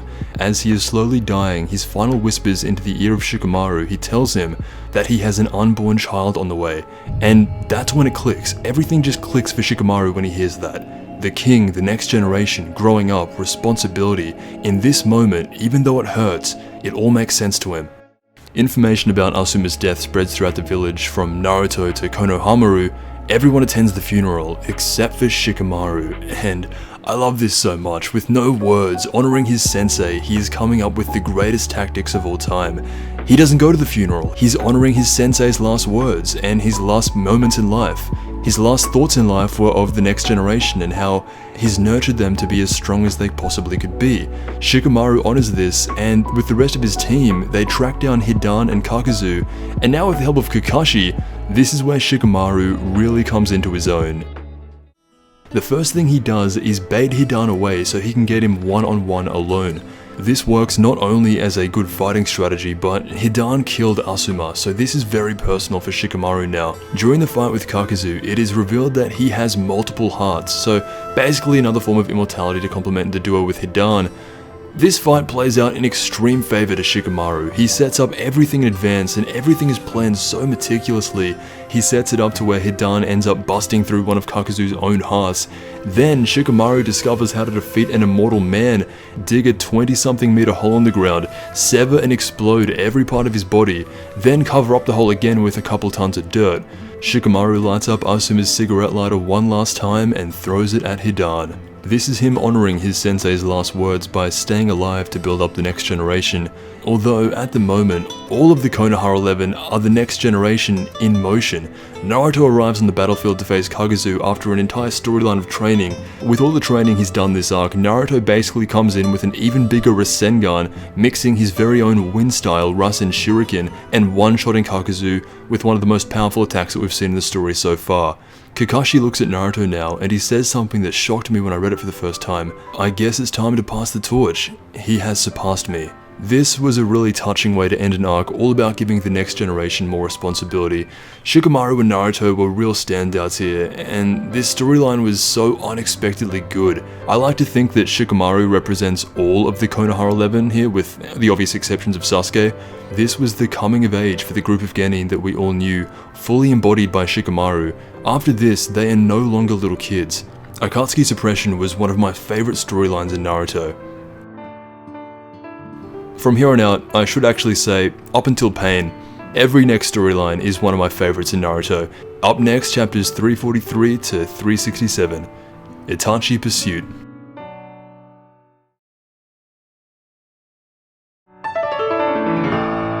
There's a lot to say here, and with a bunch of storylines about to happen at once, we're going to go over this very slowly. One of the biggest goals of the series so far has been Sasuke's desire to kill his older brother. We see flashbacks from a kid Sasuke's perspective that shows exactly how he was feeling on that day. Fast forward years later, and he is now strong enough to solo all these ninja that Orochimaru is throwing at him for training. All these bodies laying on the ground, Sasuke doesn't kill a single one of them. He spares their lives, saying, "The only person I will kill is Itachi." Sasuke has gone down a pretty dark path, but there is still a semblance of reason in him. Now that he has become strong, he sees his goal firmly within grasp. And in not a huge twist of events, Orochimaru all this time has been grooming Sasuke. I'm not sure how Orochimaru didn't foresee this coming. With a lightning blade through the chest, you have this Sasuke domination over Orochimaru. He doesn't kill him, he absorbs him, which is a weird thing to think about in terms of Naruto's story context. Like, absorbing isn't really a thing that's been used much in this series. From here, Sasuke decides to form his own team, the Hebi, based around a bunch of Orochimaru's subjects. This little group that Sasuke makes is very cute, but the reason he forms this is because now he has his mission. A one-stop ticket to fight Itachi. Everyone soon finds out that Orochimaru has been slain by Sasuke. This next part of the story is specifically the hunt for Itachi. Naruto's group goes out with the intention of, if they find Itachi, they'll more than likely find Sasuke. And that is a lot of this arc. From here we see Kabuto dress up as Orochimaru, and it's only going to get more and more creepy from here from Kabuto. He shows off one side of his face and half of it is just Orochimaru completely, and it's like, man, just let it go, Kabuto, please. This is just going to lead to a downward spiral of Kabuto.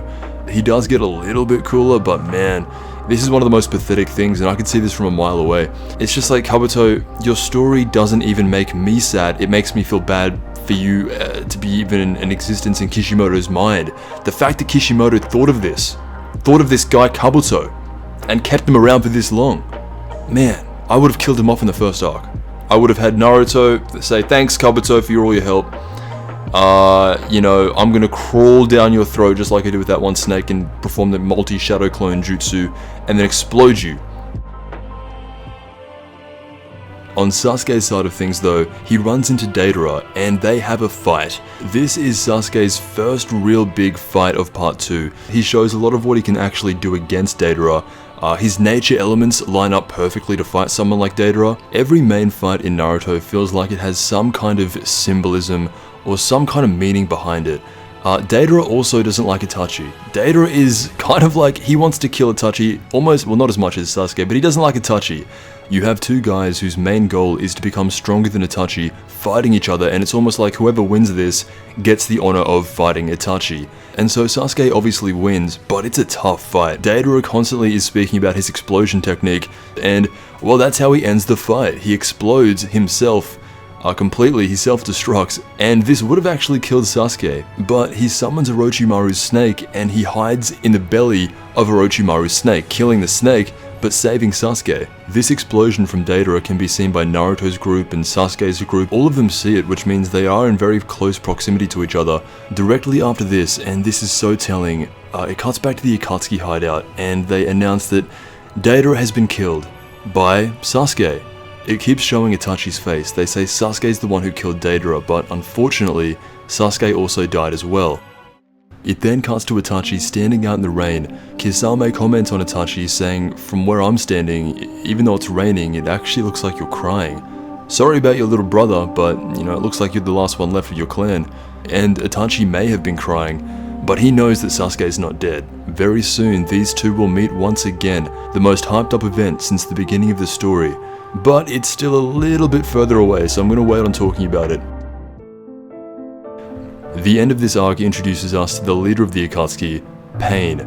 Pain is nuts. I guess you can't really call him the leader of the Akatsuki, but maybe the upper manager of the Akatsuki. He has been ordered by Toby to hunt down the Nine Tails. If you look into Pain's eyes, you see a type of ocular jutsu that has never been seen before. This is the Rinnegan. The Rinnegan is the peak of ocular ninjutsu. Although this isn't Pain's arc yet, you had to cover the first appearance, and this was the first appearance that wasn't in any kind of silhouette form. Moving on from that though, and not getting sidetracked by any major upcoming villains, Naruto is still on the hunt for Sasuke, but one of his shadow clones runs into Itachi Uchiha.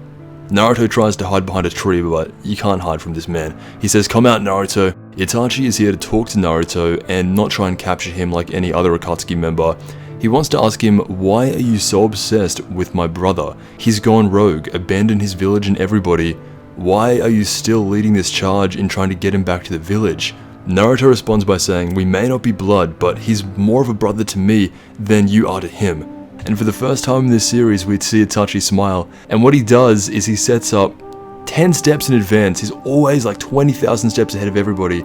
He puts Naruto in a genjutsu, and with all these crows flying around him, what Itachi does to Naruto when he puts him inside that genjutsu is he places a crow with the eye of Shisui, who is hailed as one of the strongest genjutsu users in all of Naruto. He chose Naruto for this because he knew that Naruto, after hearing his response to his previous question, was the only one who believed that Sasuke could still be turned around. This turns out to be very good life insurance for Itachi. Straight away he leaves Naruto and attends more important matters, and those matters is the confrontation with his brother Sasuke. That is where the Itachi pursuit ends, and we now move into another story that's happening at the exact same time, taking a bit of a break away from Sasuke and Itachi, and focusing on someone who we haven't seen in a very long time, spanning chapters 368 to 383. The Tale of Jiraiya the Gallant. In the shinobi world, it's not how you live, it's how you die.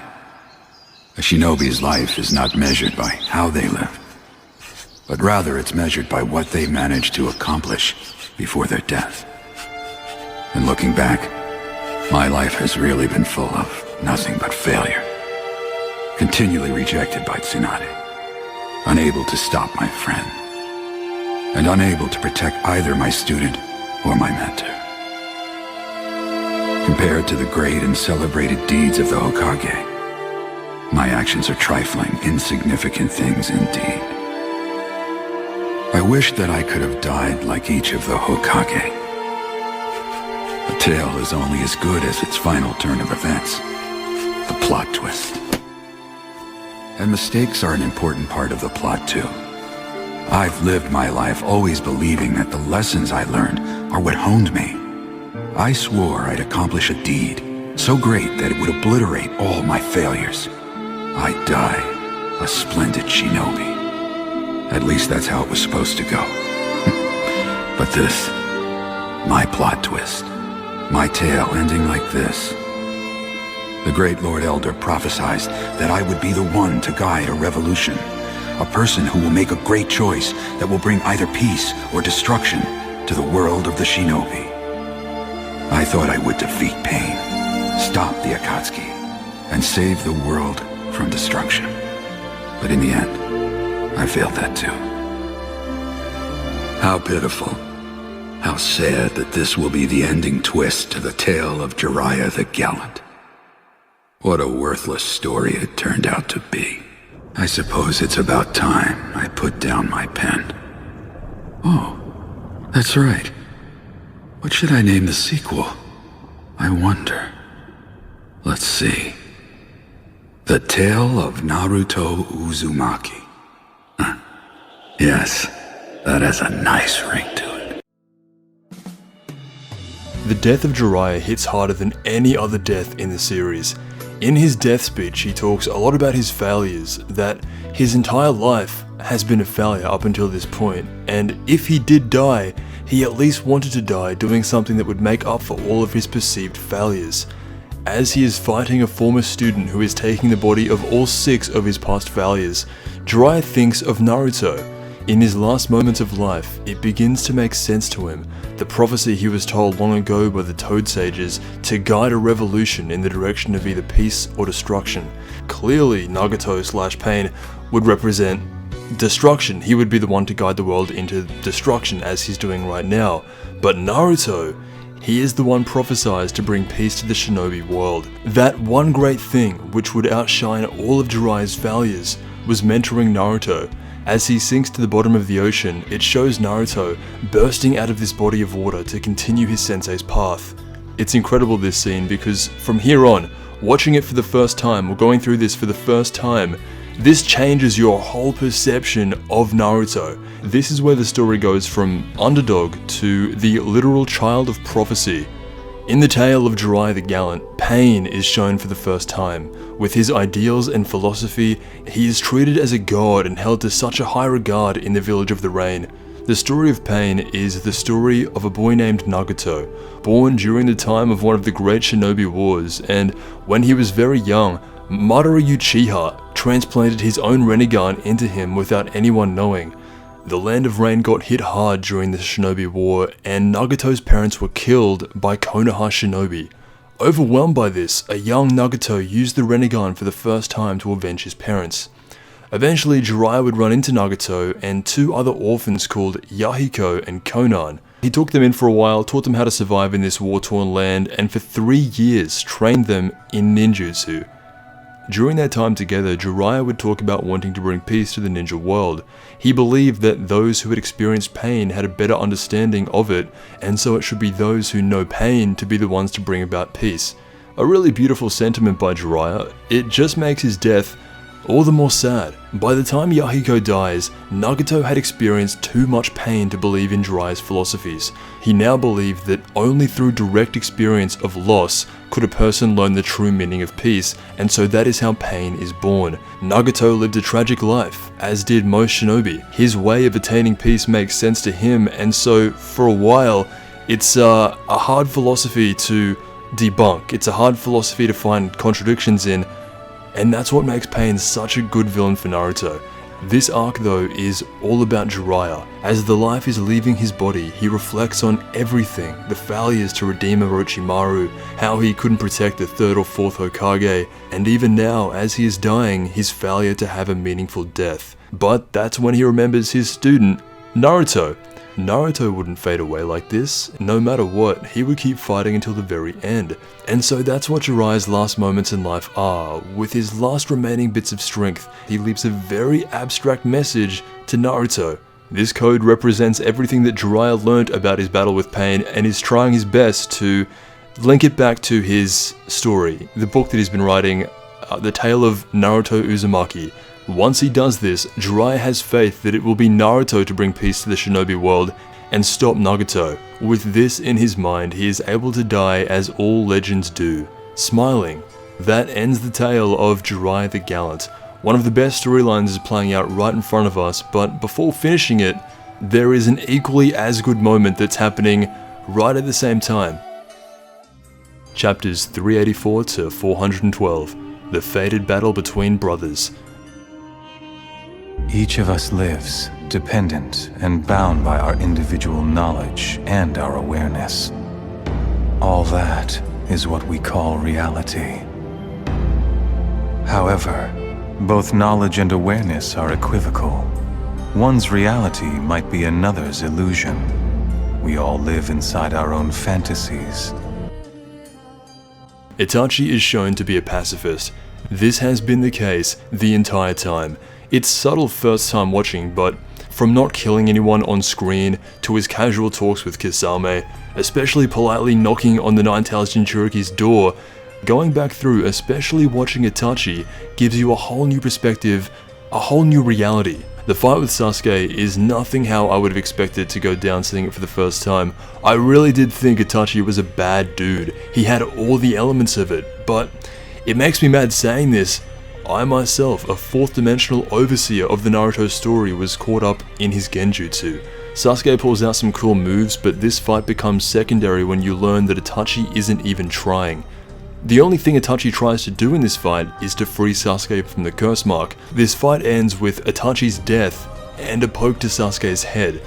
There is so much to say about Itachi. When the truth was first revealed to me, obviously it blew my mind. Sasuke's whole purpose in life, he thought, was one way, but he didn't see things like Itachi. He couldn't see the reality. Itachi was given a choice to make. If he didn't make this choice, there would have been another shinobi war. His choice was to join his father's plan to overthrow the leadership of the Hidden Leaf and have everyone in the Uchiha clan killed, or accept his assignment from the Hidden Leaf and wipe out the clan himself and let Sasuke be the only one allowed to live. And we all know what Itachi chose. This wasn't an easy thing. Itachi was not this murderous guy that we all thought. He was crying as he was ending the life of both of his parents, and they were saying to him, "We're proud of you, son. Make sure you take good care of Sasuke." Itachi felt and continues to feel up until his death immense guilt for this, but as difficult as it was in his mind, for the greater good it was the right thing to do. It's interesting, you go back to the conversation with Naruto and Itachi asks Naruto, what would you do if Sasuke threatened the Hidden Leaf? Would you kill your friend to protect the village? What side would you choose? And Naruto's answer kind of shocked Itachi. He said he would save both. In this instance, if Itachi was Naruto and Naruto was in Itachi's situation at that moment in time, Naruto would not have killed his clan. The difference with Naruto is he probably would have found a resolution for both, or died trying. Itachi felt so much grief for these actions that he believed Sasuke to be the only person suitable to punish him for his crimes. He took the burden of the Hidden Leaf on his own shoulders and made himself the villain in Sasuke's story. Hearing the truth about Itachi, Sasuke develops a strong hatred for the Hidden Leaf for what they made him do. Going against his own brother's will, his new goal, instead of killing Itachi, he will now set out to destroy Konoha. This was not the will of Itachi. This is the opposite of what he wanted. Itachi's planned path for Sasuke was leading him to become the hero in the Hidden Leaf, but Sasuke didn't get that. Sasuke becomes furious at the village, the shinobi that would allow this to happen, and overall, he becomes angry at the world. Sasuke survives the battle with Itachi, but he has not surpassed him. You get to see Sasuke in a very vulnerable position. This is something that only Itachi could have done. Realizing that he had not in fact surpassed his brother, Sasuke goes deeper down the path of darkness in attempts to do so. He has now joined the Akatsuki and plans to destroy the village hidden in the leaves. That is where most of Itachi's story ends. He is now dead, and Sasuke is more confused than ever.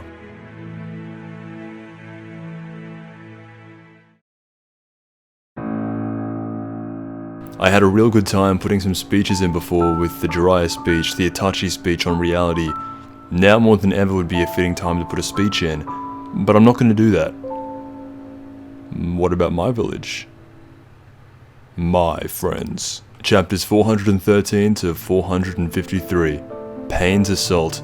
When Naruto hears of Jiraiya's death, it takes him a while, but I love that the person to really shake him out of the mini depression arc that he's in was Shikamaru. Asuma recently died as well, and it was motivation for Shikamaru to step up and become stronger. He says the same thing to Naruto: if you want to become a cool shinobi, you have to be the one leading the way, paying for the ramen. Again, that Shikamaru Asuma arc coming back to carry one of the most important themes of this story through, leading Naruto to decipher the code that Jiraiya left for him and then eventually train with the Toad Sages. When Jiraiya was fighting pain, he was in a state known as Sage Mode. This amplifies your regular strength by a lot and is a very important thing for Naruto to learn. While he is away from the village, Pain's assault on Konoha begins. Under the assumption that Naruto is in the village, he begins crushing everyone. First going after Iruka, then Kakashi. No one in the Hidden Leaf can stand up to all 6 paths of Pain. Another squad is out of the village right now as well, and that's Might Guy's team. And it's a real shame because if anyone else could have stopped the Pain, Guy would have been the guy. But for now he's not part of this story. This moment has been perfectly set up for Naruto. Not a single person in the village rats out Naruto's location. The whole time Pain is there, they are beating down everyone to near death, crushing buildings, collapsing the entire village, but not once does anyone tell him where Naruto is. The village fights to protect Naruto. Pain is so brutal here that Kakashi dies, or gets put into the state of purgatory between life and death, where he gets to speak to his father. In one of the greatest manga panels I've seen, Pain flies up into the air and just nukes the village. You get a pretty good look at the geography of the Hidden Leaf with this. Apparently this took Kishimoto 3 days to draw, and on a weekly Shonen Jump schedule, that's a lot of time to spend on one panel, but it doesn't go underappreciated. Pain has forcefully mandated his own ideology onto the Hidden Leaf. Thou shall know pain. And they definitely are feeling pain right now. When Naruto arrives, you can just tell that this is what everything has been building up to. The most iconic entrance of the series, he smashes one of the 6 paths of Pain and tells everyone to get behind him. Naruto is now fighting to protect the village that once shunned him. He clearly has gotten a lot stronger in his time training with the Toad Sages. Currently, in a much shorter amount of time, Naruto is able to use Sage Mode better than Jiraiya. The truth is though, it doesn't matter how much stronger Naruto has gotten. This is not a story all about power. Unless he can understand pain and then find a contradiction in his philosophy, Naruto stands no chance unless he's fighting someone like Kaguya. After a little bit, Sage Mode runs out and Naruto gets impaled by these rods. He is no longer able to physically fight pain. In his mind, he is about to die, so he screams out to Pain and asks, why is he doing all of this? As he's about to die, this was Naruto's last resort. Pain gives into this though. Pain stops what he's doing and talks to Naruto about this. He gives a profound speech on the cycles of hatred, and he delivers this speech with such conviction that it philosophically dominates Naruto. When asked about how he would confront the hatred in the shinobi world, Naruto literally doesn't have an answer. He really says to Pain, someone with such conviction in his ideologies, I don't know how to improve upon your idea. I bet that gave Pain even more conviction. The only person who respected Naruto from the beginning was Hinata.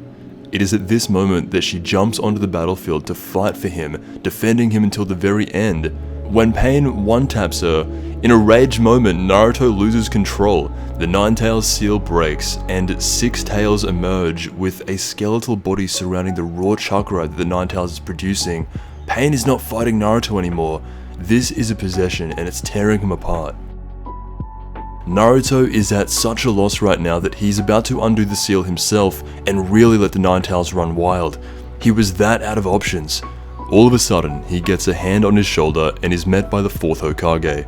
Sealing his own consciousness inside his son for this exact moment, the 4th Hokage makes no mistakes. This is a reunion between father and son, with emotion coming out of Naruto and wisdom coming from Minato.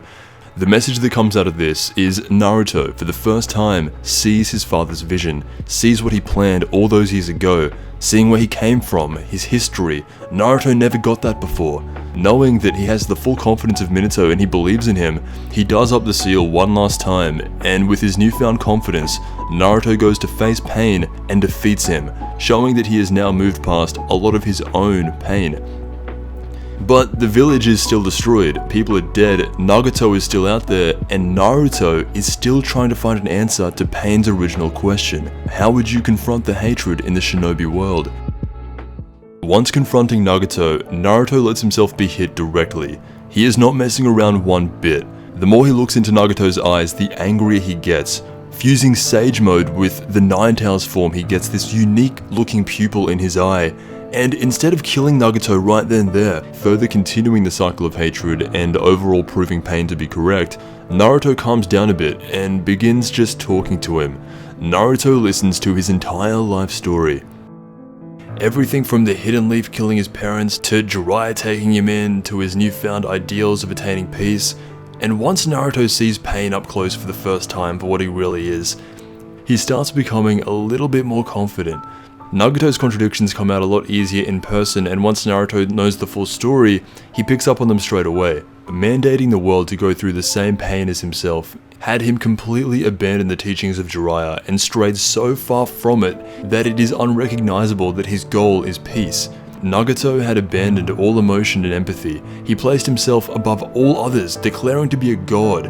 Even more contradictions come out when you realize that he wanted to guide the world towards peace, but then go on to say true peace could never exist, even temporary peace would be a stretch. Once he started explaining this to Naruto, it became very obvious that the contradictions in his story were everywhere. After Nagato tells Naruto everything about his life, what is the one thing that Naruto is going to say that's going to convince him his way of attaining peace is going to be better than his own way of attaining peace? Well, the turning point was Jiraiya's book. Jiraiya's novel depicted a world where Nagato was the main character, bringing peace to the shinobi world through his teachings, and his name was Naruto Uzumaki. This makes Nagato realize, with the real Naruto standing right in front of him, he had become everything Jiraiya was fighting against. He hears this and pulls out the art of Rene Rebirth, undoing all damage Pain had done at the cost of his own life. It was a combination of strength, compassion, mental fortitude, and maybe even youth that convinced Nagato that even though Naruto did not have a concrete answer, he is still looking for one. Nagato was convinced that he was contradicting himself. Absolutely exhausted, Naruto is carried back to the village by an extremely proud Kakashi. And when he gets back, for the first time in his life, Naruto is praised by every single person in Konoha. From the little boy who so badly wanted to gain the respect of the village, putting himself through so much mentally and physically, he achieves it. This is where the story of Naruto peaks, for a while. A lot of the main storylines have completed. With the death of Jiraiya, the death of Itachi, the two main characters of this story now have to lead their own way, become masters of themselves in a sense. These last few storylines have been very interconnected, some of them even happening at the same time, and so with the death of Nagato, this is a good place to take a break. Right now we are 60-65% done with the story. Everyone who is in the village of Konoha during the Pain of Soul arc is brutally injured or almost dead. Tsunade is so far out of commission that she cannot act as the 5th Hokage. So the next step is to find the 6th Hokage, and I think it's Shikamaru's dad who says, well, he doesn't want it to be Danzo, and there's not really anyone else who can be the Hokage, so Shikamaru's dad says, Kakashi. Kakashi should be the Hokage. Kakashi as the Hokage would be as weird as Jiraiya being the Hokage. I couldn't imagine it, at least not right now. Of course he later does become the 6th Hokage. A lot of that never gets shown in the manga. So instead of Kakashi, they announced Danzo as the 6th Hokage, and Danzo, he started showing up more and more. With my first time watching, he was almost Kabuto level. I really wasn't a fan of Danzo, but this is definitely a case of second time viewing helps it a lot. His backstory is super interesting. He's stolen 10 different versions of the Sharingan and had them implanted into his arm. It's super messed up, and he is also one of the only people who know the truth about Itachi, and the truth about the Hidden Leaf. Danzo is the acting 6th Hokage, and he is going to be the one representing Konoha at the 5 Kage Summit.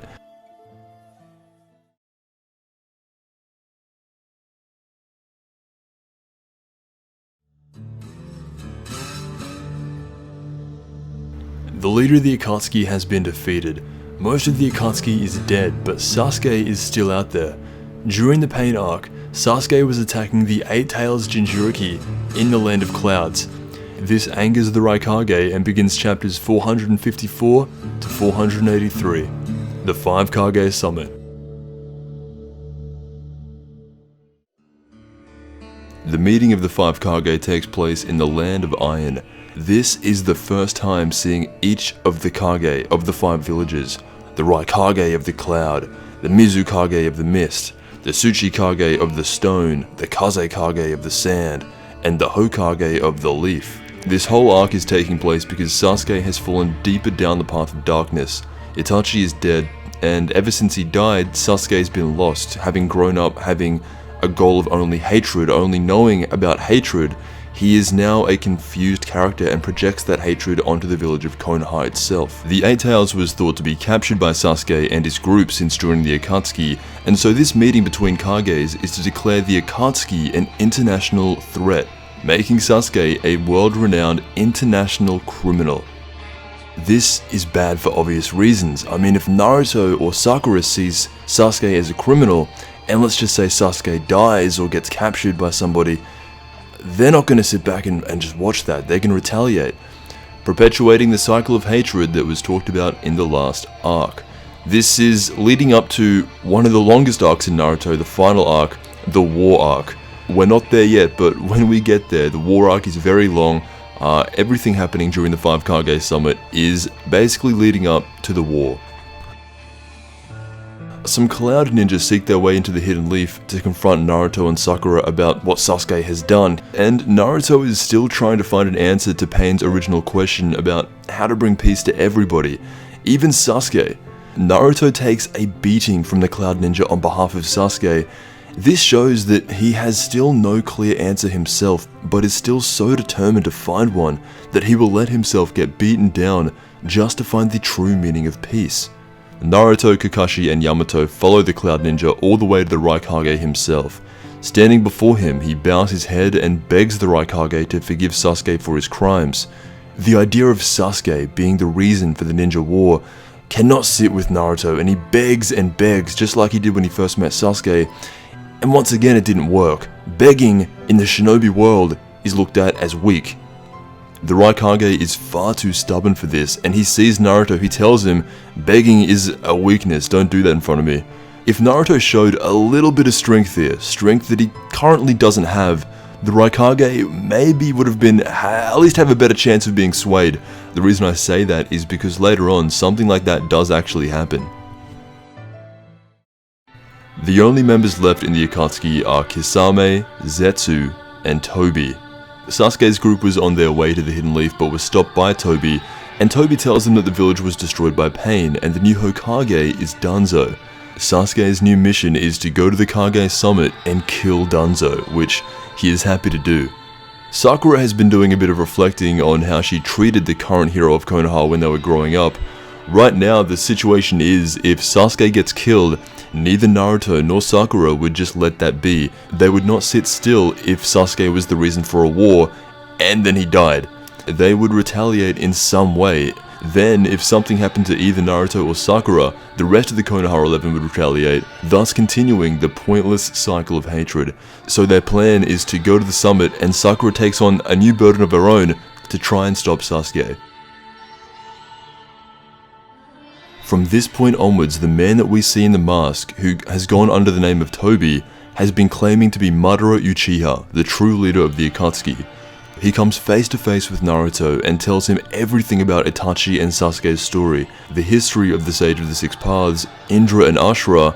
It is now revealed that Naruto and Sasuke are the literal reincarnations of the Six Paths sons, Indra and Ashura, Sasuke getting the eyes and Naruto getting the chakra, solidifying to the absolute 100% extreme that Naruto and Sasuke are bound together through destiny, two sides of the same coin, both wanting peace but going about it two different ways. Sasuke's way of going about it is by becoming as strong as he possibly can and take all the world's burden onto himself and be strong enough to actually endure it, while Naruto's way is simply showing people the power of love. This goes back through the origins of Shinobi, Indra vs Ashura, Hashirama vs Madara, and now Naruto vs Sasuke. This was an interesting way for the story to go about this. Naruto and Sasuke's rivalry now goes beyond them just being part of the same team, beyond them just being friends. Their rivalry has now been going on for hundreds of years. And I don't hate this. It was a shock reading it for the first time, but this story has grown a lot, and to keep the narrative focus on Naruto and Sasuke, taking it down the destiny route is not the worst idea. My only thing is, when Toby first tells Naruto this, it just feels like it comes out of nowhere. And since this is a pretty big plot point, especially going into the final battle, it would have been nice to see some hints towards this, some subtle foreshadowing, especially in part 1. The 5 Kage meeting is now underway, and during it, Sasuke is there and engages in a fight with the Raikage. This shows off how powerful the Raikage is, but Gaara is also there. This is someone who knew Sasuke when the tables were turned, and so what you see is Gaara trying to pull out a Talk no Jutsu of his own. This doesn't work against Sasuke though. Pretty quickly Gaara realizes this, and with tears in his eyes, he just gives up on talking and just attacks Sasuke along with everybody else. I really like the idea of Gaara trying to emulate Naruto's Talk no Jutsu because that's what got him to change sides. I like that a lot. You can tell that Gaara really respects Naruto for this. Sasuke almost dies battling against the 5 Kage. This was a huge task for him to undertake. Danzo wasn't even there, so we didn't even get a shot at him straight away. But he is actually rescued by Toby, still claiming to be Madara Uchiha. He is about to make a declaration of war that will last from now all the way until the end of the series.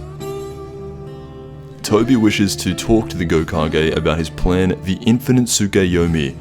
For this plan to work, he must release the Ten Tails, a combination of all the tailed beasts' power to project a genjutsu onto the surface of the moon and put everyone into a fake but ideal world of peace.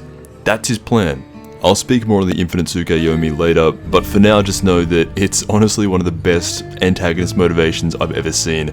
The man behind the mask, the man controlling everything, it all comes together during the war, and I'll speak more on that then. For now, obviously the 5 Kage aren't going to give up Naruto and Killer Bee, who are the only Jinchuriki left, so Toby has no choice but to now declare the 4th Great Ninja War. On his way to becoming the best and most valuable Akatsuki member of all time, Kisame is on his way to fight the 8 Tails, Killer Bee. This is one of my favorite fights in the series, for the first time showing a Jinchuriki who can actually control his Biju, and also for the first time Kisame going in, showing why he really is the best Akatsuki member, calling himself the Tailless Biju and having one of the coolest transformations of the series. He surrounds the area in a dome of water and becomes a shark. A man shark. This really is where Kisame becomes goated in my mind, taking on a Biju level threat by himself and technically winning. Samehara, the sword that Kisame carries around, liked B's chakra more and decided to restore his stamina a bit so B's able to escape death. Not only that though, the Raikage comes in and with B's help they hit him with a double lariat, instant decapitation, but thankfully this wasn't the end of Kisame. The next fight is thematically a brilliant matchup. Sasuke vs Danzo. Starting off strong with their Susanoo, Danzo speaks Itachi's name and you have this panel where Sasuke just crushes him in his hand. If this was anybody else, that's an instant win. Quickest fight of the series, and I bet a lot of people just wish that's how Danzo died. Danzo had already been exposed for manipulating people with his stolen Sharingan and quickly lost the trust of the other Kage, so he's already kind of just not having a good day. Now he's stuck fighting Sasuke, and the only reason he survives this is because each one of Danzo's eyes that he's stolen gives him an extra life. So he's got about 10 extra lives. Sasuke has to beat him down like 10 times to kill him. What's interesting about this fight is you have someone in Danzo who is so unlikable and honestly seems like a villain too, but he isn't. Danzo places the village above all else, but his problem is he desires an overabundance of power and control. This is proven by statements such as, with Uchiha and Hashirama's power, it looks like he was about to go after Naruto next and take control of the Nine Tails for himself. Then on the other side you have Sasuke, who at this point is also unlikable, taking on the role of a villain, but everyone still wants to see Danzo die. Even though Danzo's ultimate goal is to protect the village, the way he goes about it is far too dictatorial for people to actually get behind. Here you have Sasuke, whose goal is directly opposed to that, and I think most people are on board with Sasuke taking Danzo out here. And that's exactly what he does. At the same time, going through his most loyal companion, Sasuke is now completely in the darkness. He sees no light. Killing Danzo hypes him up even more because now he feels like he just cleansed the Uchiha name. It is at this time when Sasuke is about to kill Karin that Sakura appears. After trying to rid Naruto of this burden, she now confronts Sasuke herself, planning to kill him all by herself. What was Sakura thinking? Did she really think that she could take down Sasuke by herself, when it took the 5 Kage combined to take down Sasuke? Well, at first she tries to lie to him by saying let me join you, but she couldn't even prove that she was being serious, and so it leaves it up to Kakashi to step in at the last second as Sasuke was about to kill Sakura, and it is now getting very close to a official Team 7 reunion. Sakura here, you know, a lot of people would say what is Sakura thinking? I even said that, but to be honest, it makes a lot of sense for her character to act this way. Seeing Sasuke in this state, I mean, she just got paralyzed, and in the end she just knew there was nothing she could do against this guy. I feel for Kakashi here. Standing before him, Sasuke just laughs in his face at any kind of reconciliation. He is so much stronger than Kakashi right now, and that fact alone proves to him that what he is doing is still the right thing. But he's just so edgy right now. A part of him, I can tell, is really enjoying this moment of reunion.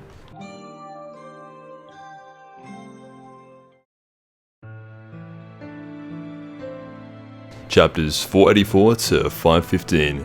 The 4th Shinobi War. Countdown. The reunion of Team 7 gets complete when Naruto arrives. Saving Sakura from yet another one of Sasuke's attempts to kill her, they both share this look. This is the real reunion. Forget about Yamato and Part 2 of Shippuden with Sai, forget about that. This is the real reunion. At the start of Part 2, Naruto was not ready. He was so underprepared to face Sasuke, whereas now, things are so much more even. This time, and this may be the only time Sasuke's heard this ever, Naruto begins by sympathizing with him and tries to understand him on the same level. They both clash, and without any spoken words, their battle does all the talking. It is with his increased strength that shows Naruto's ideals can match up to Sasuke's and go even beyond. This is the only way to get through to him. Naruto must defeat Sasuke. He must show that his shinobi way is better, and the only way to do that is by becoming stronger and defeating him in battle. Prove whose ideology has made them stronger. Naruto's dialogue with Sasuke is so much better now, and such a better way to go about it. Instead of begging him and crying for him to come back to the village, Naruto basically just starts thinking about all the good times he used to have, just knowing Sasuke, knowing that he was around, and acknowledging his just existence. By just smiling and being happy about it, showing love, it's a very simple approach, but that's all it needs to be. That's all happiness really is. Sasuke is still not moved by this, but subtly, I think he's getting there. He puts up a front of, "I'm still going to kill everyone in Konoha. You must kill me or die trying." Just by seeing Naruto and how powerful he's gotten, and he still acts the exact same way, it becomes clear. This time, instead of not wanting to even acknowledge Naruto's existence, this time when Naruto says, "I have one last thing to say," Sasuke now acknowledges him and wants to hear him out. The next exchange Naruto has with Sasuke is by far the most convincing thing he's said all series. He tells Sasuke that if he invades Konoha, they both die. Naruto claims to be the only one who can handle all of Sasuke's power, aka hatred. He goes on to say that the burden of all of Sasuke's hate is entirely on himself, and that when the day comes that he invades Konoha, Naruto will die with him. This gets a reaction. Sasuke flips out and loses a lot of his usual cool. It took him halfway through Shippuden, but Naruto is finally starting to get it. Keep this up and he'll have Sasuke acting like Majin Vegeta by the end of the series.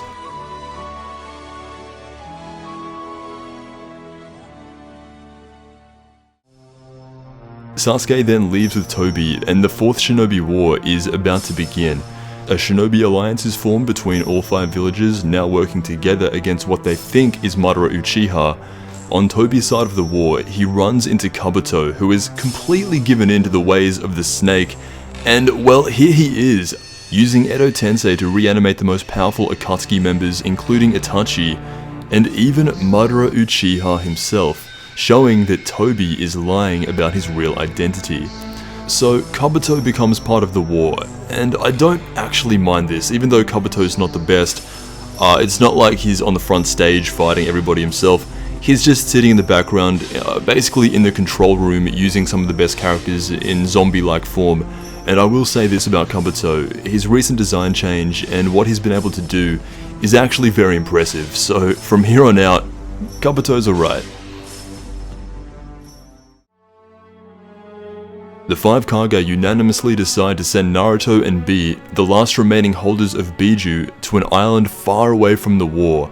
This is somewhat controversial as Naruto and Bee would help a lot in the war, however if they were both to go down it would be all over. The thing is, they don't even tell Naruto that there's a war. Knowing how he is, he would not just sit on this island, so everyone just lies to him for about a third of the war. This turns out to be an amazing thing. At this point, Naruto has been going on too long without being able to control the Nine Tails' power. Admittedly, Nine Tails is the hardest to tame, but that's what this arc is all about. The first thing Naruto has to do is defeat himself at the Waterfall of Truth, and you see the evil Naruto. This is all the toxicity that Naruto holds that he still has not moved on from his childhood, going all the way back to how the villagers treated him growing up. And the way Naruto combats this is extremely simple, once again, but very effective. He first tries by fighting himself, which was never going to work. Instead of fighting, since this is himself, this should be the cleanest talk no jutsu of the series, and it pretty much is. Naruto has this is beautiful in a moment with himself where he takes any amount of resentment inside himself, any amount of hostility and toxicity inside of him for how he was treated, and turns it into a strength. From here now, he is able to finally attempt to control the Nine Tails. The only way to turn Kurama's power into his own is to overpower him directly, and this is obviously a very hard thing to do. The Nine Tails Jinchuriki is renowned for being difficult to tame, and the first time Naruto tries this, the Nine Tails gets in his head. Because he was there seeing what Naruto has seen, going through his life, he knows what he feels, and he knows exactly what buttons to press. Naruto is quickly becoming engulfed by Kurama's cloak. This gets subdued by Naruto's mother showing up. Similar to how Minato appeared, he also set up Kushina for this exact case. Say it with me, the 4th Hokage makes no mistakes. With some guidance from his mother, Naruto hits the Nine Tails with a multi-shadow clone Sage Mode Rasengan, with each of them being the size of a house. When Naruto extracts the chakra out of the Nine Tails, he gets lit up in this fiery aura. This is a huge moment. For the first time, Naruto now has control over something that has had control over him the entire series and his entire life. Naruto has overcome something that has been the source of all of his pain. Kurama never made it easy on Naruto, always working against him, and now, for the first time, Naruto has taken control. And it's illustrated so well here with this new form he has. As it would turn out, Kisame had been hiding inside Samehada the entire time, and when Naruto transforms, he immediately senses this. This is Kisame's last stand. Unfortunately for him, he ends up fighting Might Guy. This is also a really good fight. Any fight with Kisame, and especially Guy, is going to be good, and this is their third clash at this point. Guy opens up the 8 gates and pretty much one-shots. Guy is going to get really impressive going into the war, and this is just a small taste of his power. But yeah, Kisame taken down pretty easily. The Akatsuki is no more. He gets taken in, and you get to see a bit of his backstory with Madara, and once again showing why Kisame is the GOAT of the Akatsuki. To avoid revealing any information, he thinks back to Itachi, he thinks back to Madara, and he thinks back to Shinobi, what it means. He commits suicide by feeding his own body to sharks before any information can be extracted from him, staying loyal to his own until the very end. Even Might Guy respects this. Meanwhile, things are only just getting started. The man acting as Madara picks up the Rinnegan from Nagato, and the 4th Shinobi War is about to move into its second act. Chapters 516 to 559, The 4th Shinobi War, Confrontation. Kabuto has reanimated everyone. Villains of the past are going to be reoccurring in the war under the control of Kabuto. Kabuto. This concept works with some of the characters, but, you know, there's about 38 people that get brought back, and it's not going to hit with absolutely everybody. Some of the characters that it does work well with are Itachi, it works really well with. He has unfinished business in the story, so it works well with him and Sasuke, giving him one final lesson. It also works well with the 7 Swordsmen of the Mist. We never got to see them before, but heard of how legendary they were. And even for them, there's so many people that have been revived in this war that it's very hard to focus and care about each individual fight because there's just too many.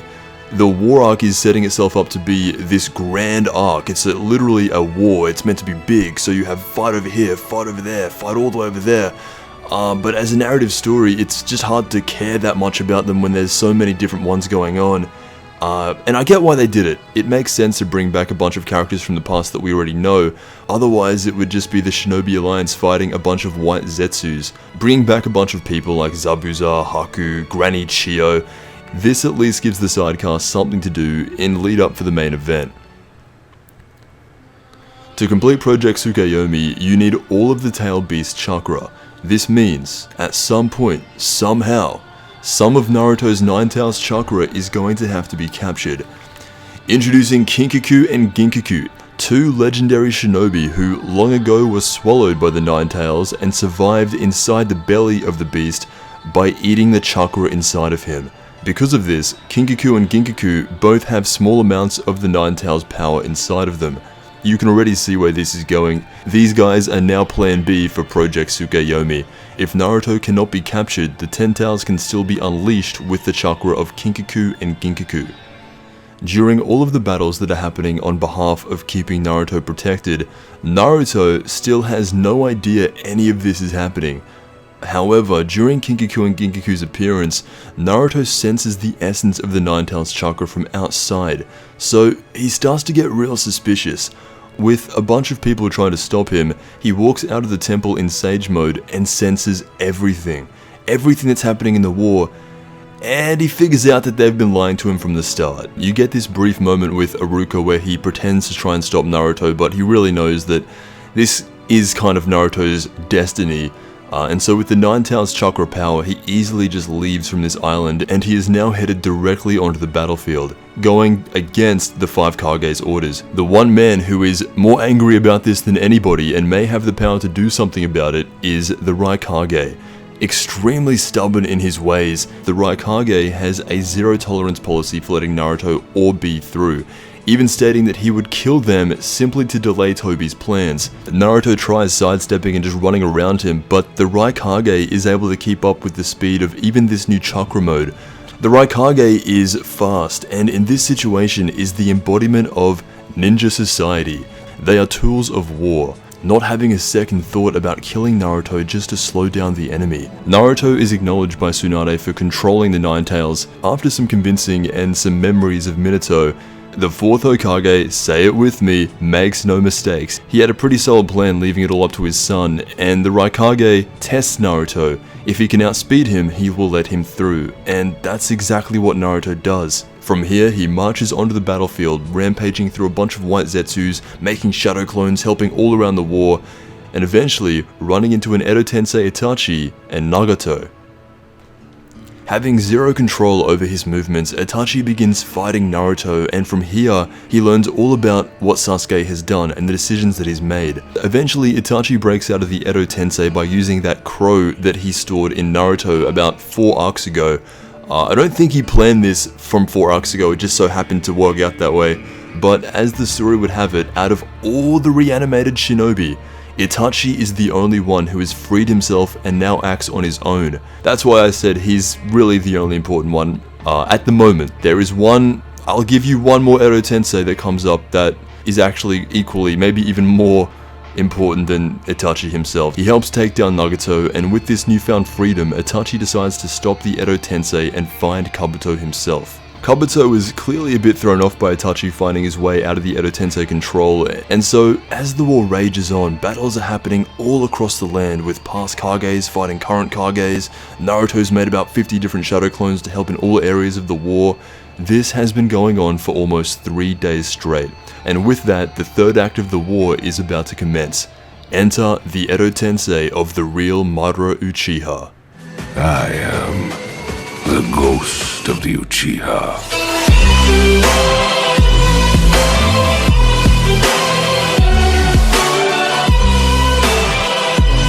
For truly this reality is a hell.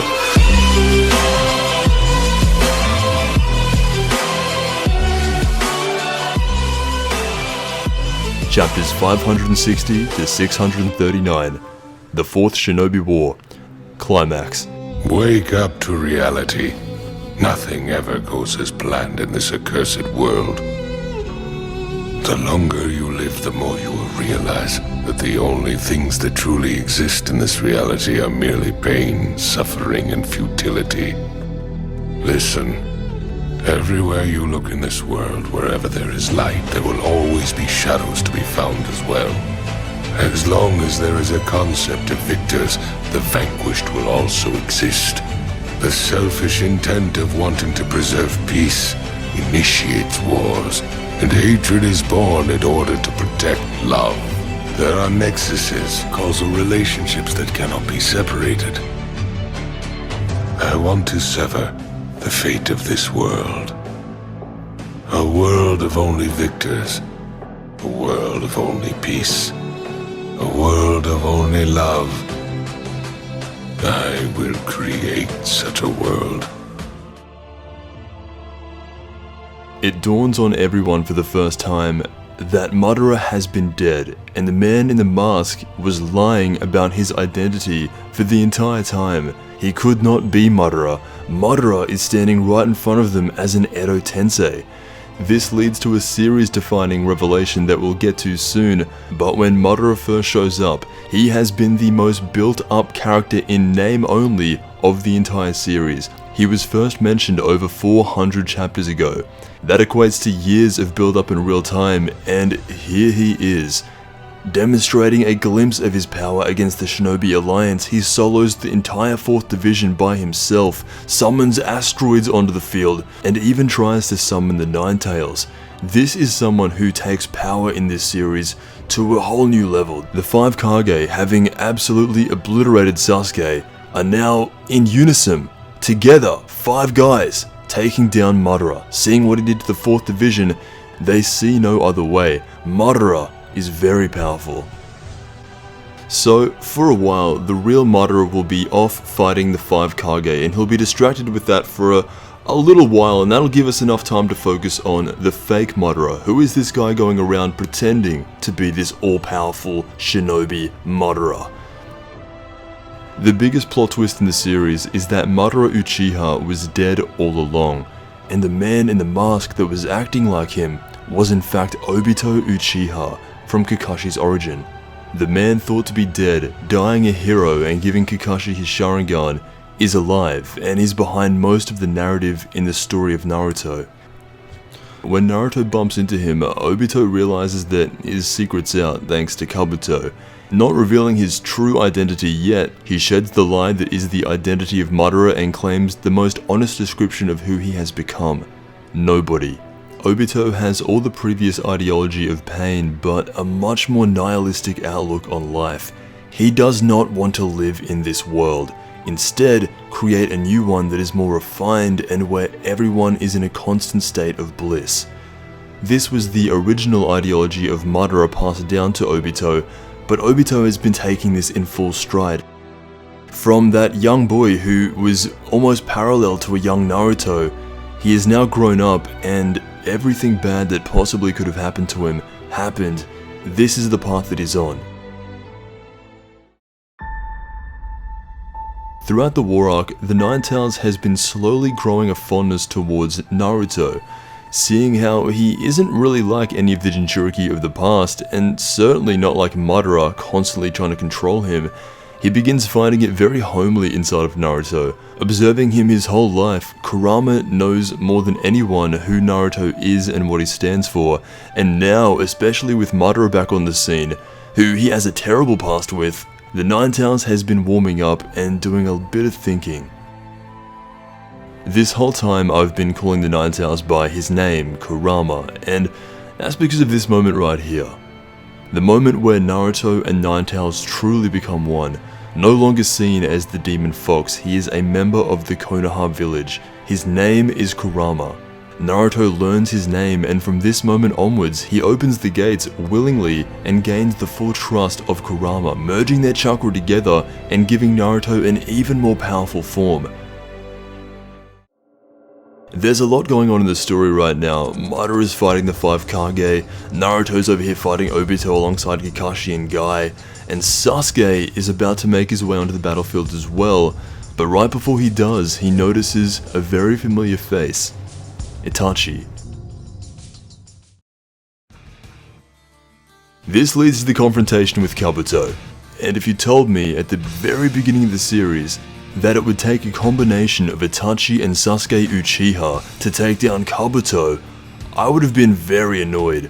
But the way this is handled, it's done well. Sasuke gets closure from his brother, Itachi speaks on his failures of foresight, trying to guide Sasuke to be the hero, but instead, the complete opposite happened and made him go rogue.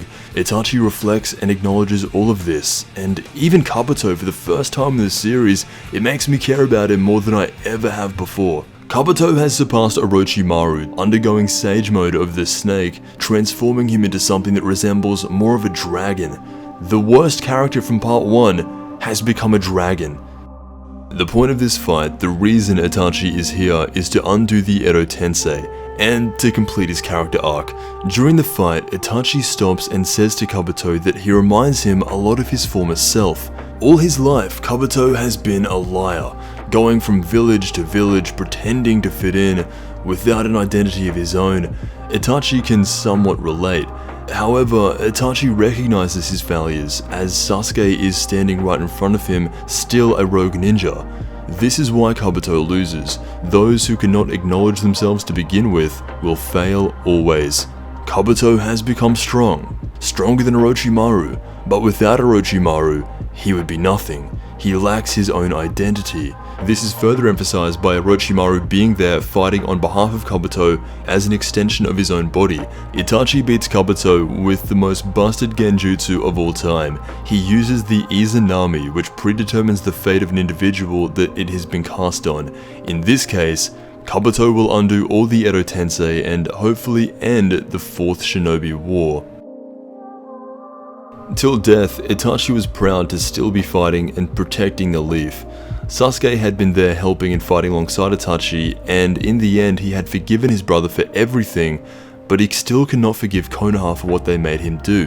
Flashbacks show Itachi meeting up with Obito in the early days of the Akatsuki, along with the final words of his father that stick with him all of his life. Itachi had made a mistake in life, and in death realizes it, lying to his younger brother Sasuke. Keeping everything a secret from him in attempts to protect him just made things a lot more complicated as he grew up, and that's what we're seeing now. Itachi realizes this, he wishes that he could have had more faith in Sasuke's strength. His final words to his brother is nothing but the truth. As the Edo Tensei becomes undone, everyone who is brought back to life slowly fades away and can now finally rest. Itachi has died a war hero. The 5 Kage and the Sushi Kage especially praise Itachi and the mysterious man whoever did this. They have just ended the war, or at least that's what they think. The undoing of the Edo Tensei worked on everyone except for Madara Uchiha. Madara is so powerful that he severs ties with the Edo Tensei and is now just alive in the same way that Itachi was. He breaks control of it and he's the only one left. So now every other Edo Tensei has been cleansed and is now gone except for the most powerful one. Madara Uchiha remains.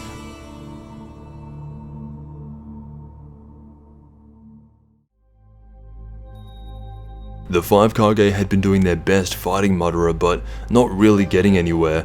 Sasuke is now pondering the meaning of what a village is, and now we move over to the fight with Obito. Still in a mask, Obito continues referring to himself as nobody. His views are a reflection of the world, the truth and brutal reality that inherently exists. Taking on the persona of nothing, he believes individuality makes you lose sight of truth. By creating a dream world where there is no suffering, no pain, nothing that can hurt you, that is how true peace can be attained. This is what makes Obito the best antagonist in the series. He takes what pain did and evolves upon that even more, but the reason I like Obito so much is because he is a straight reflection of what Naruto could have been, easily could have been. From the start of the series, you even had the 3rd Hokage almost waiting for Naruto to go rogue because of the demon inside of him. Everyone was so on edge waiting for Naruto to do what Obito actually is doing, but it never happened. Naruto never lost conviction.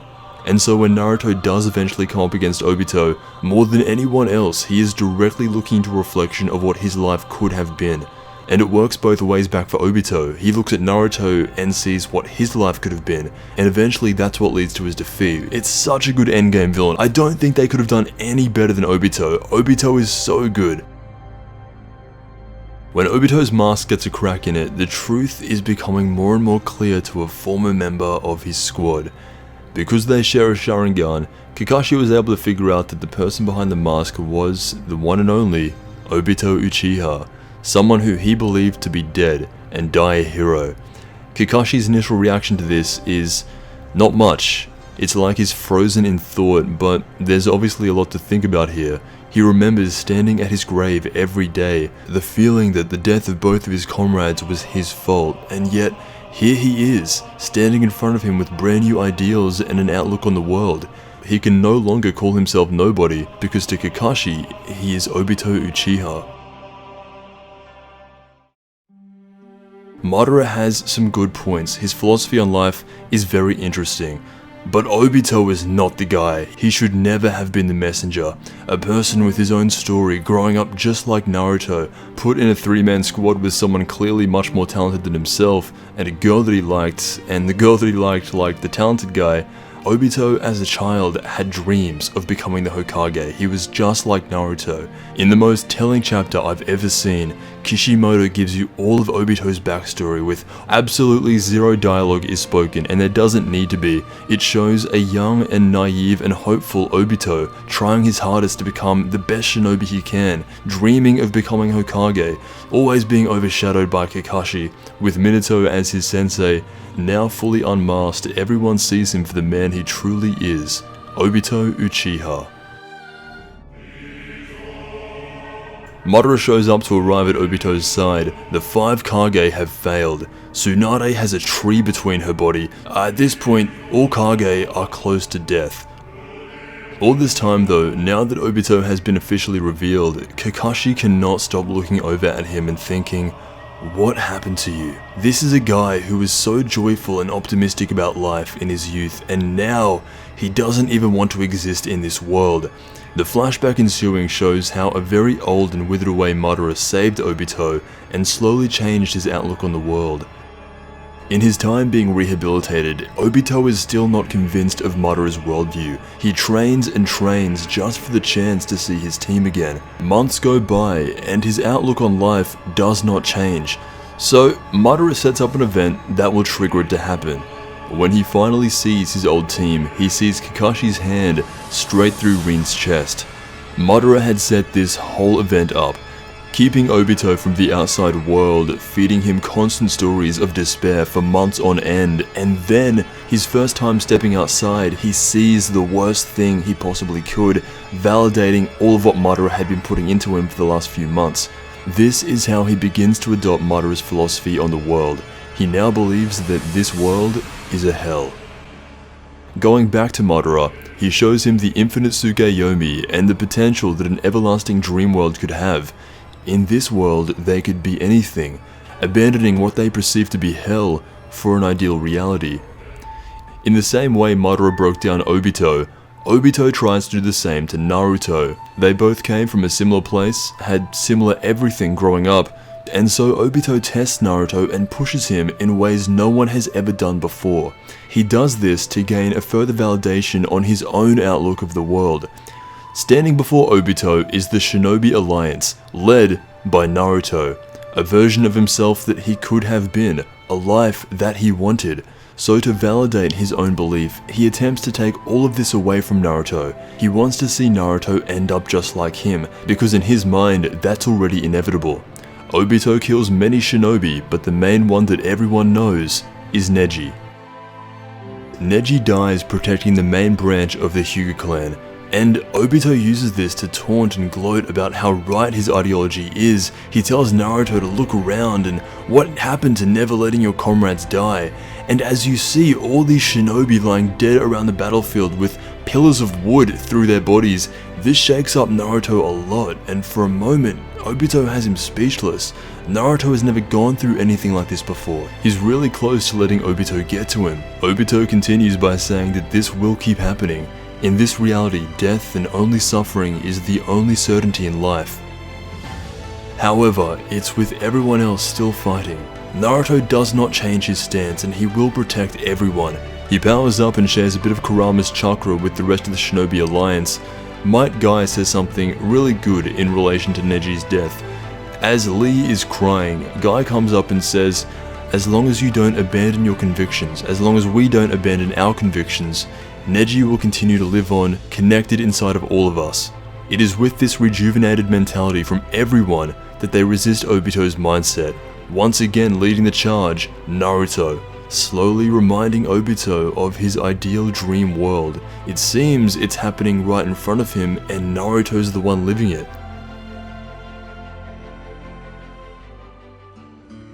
Sasuke has returned to Konoha to speak to the past Hokage. Orochimaru is with him and is now pretty much a good guy, so he helps Sasuke with meeting all 4 previous Hokage in Edo Tensei form. Hashirama's reaction to seeing the 4th Hokage, it's like he was surprised to see the village last this long, all the way up to the 4th. All the past Hokage's interactions are really fun to see here. This is the first time this has ever happened. Hashirama finds out that his younger brother Tobirama was unfair to the Uchihas. Then Tobirama just comes out and says that the Uchiha clan is possessed by evil, with this zoom up on Sasuke's face looking very evil. Tobirama is making a real good case for why Madara should never have been the 2nd Hokage, and rereading this again, going over it, I almost have to take back saying that I would have liked to have seen a 2nd Hokage Madara. Almost. I still think it would have been pretty cool to see a 2nd Hokage failed Madara. Sasuke learns through the origins of Madara and Hashirama the values of shinobi and, more importantly, being a village. Joining one clan to another can only be done through the unity of a village. Sasuke thinks heavily on this decision. There's a few pages of him just thinking, and ultimately comes to the decision that he will not let the village and Itachi become nothing.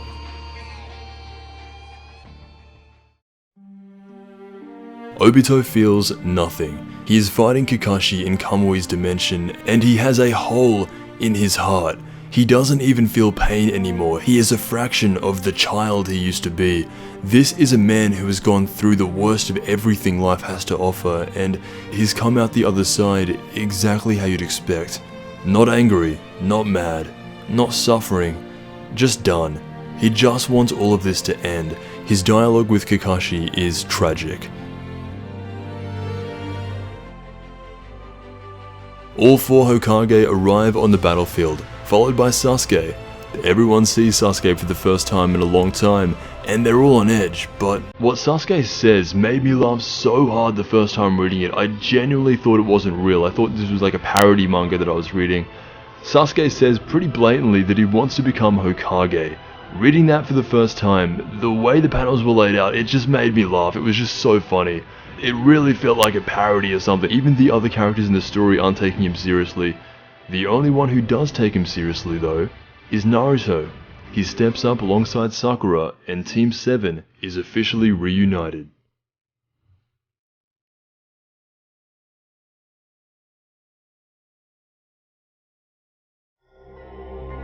Chapters 640 to 677. Birth of the Ten Tails Jinchuriki.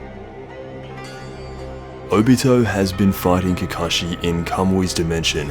This leads to him being stabbed through the chest, and once again, Kakashi getting the better of his former comrade Obito. As the story would play out, Obito would go on to absorb the Ten Tails and become its Jinchuriki. More powerful than any other tailed beast, this makes Obito nearly untouchable. In the beginning, he appears unstable, as if he lacks control over this new power. The Ten Tails is tearing apart his mind. It is only by looking inwards and remembering the fond memories of his childhood, once again the weakness of Obito, Kakashi, Rin and Minato, that he is able to now control the Ten Tails' power and complete his transformation. Obito now resembles the Sage of the Six Paths himself. There are so many cool scenes here. You have Naruto and Sasuke working together for the first time since the Chūnin Exams. Minato is also there, losing an arm, and there's this moment where Obito says to him, "I'm glad that my teacher was a Hokage." It made it easier to give up on the dream. He just begins berating Minato in front of Naruto, thinking that Naruto would see his father in a different light all of a sudden. But he just doesn't. He remains solid in his conviction. It's like he knows whoever loses belief first loses the battle, and that's just it. Naruto's not giving up.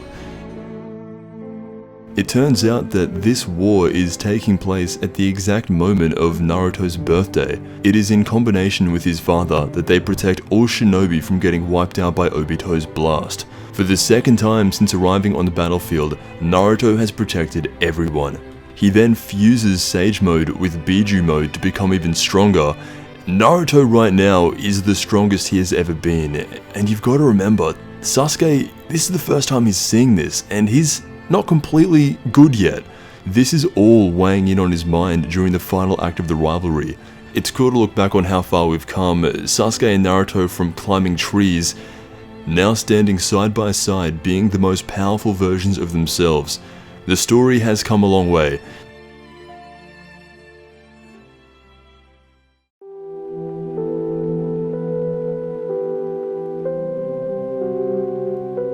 The story of Obito is the story of a man stuck in solitude. All throughout the war, he has been testing Naruto's conviction and his beliefs because they are beliefs that he himself once had. What this leads to is the more Obito pushes Naruto, he is just testing his own convictions at the same time. The more Naruto sticks to his shinobi way, the weaker Obito gets. Naruto has comrades from all across the shinobi world standing alongside him. At this point in the story, he's already earned all of their respect. This is the exact same thing that Obito wanted. Seeing this, Obito's mentality slowly starts to weaken while Naruto's only grows. He even has Sasuke on his side for this one. Obito's subconscious then begins to imagine what his life would have been like if he didn't go down Madara's path and simply returned to the village. He envisions himself as the Hokage, and when Naruto catches this, Obito's contradiction becomes clearer than ever. A long conversation then follows between the two in this white void. Obito begins feeling certain ways as Naruto reminds him of who he is. As much as he tried to pursue the persona of nobody, the fact is, he is Obito Uchiha, who dreamt of one day becoming Hokage and having all the villagers respect him. As much as Obito tries to test Naruto's will, he couldn't break it, and by not being able to break it, he instead led into his own destruction. In one of the first lessons of this series, we learn there are no shortcuts to anything of value in this life.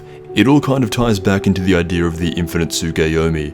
Even if you make a perfect dream world, if everything you want is always going to be handed to you every single time easily, it means nothing.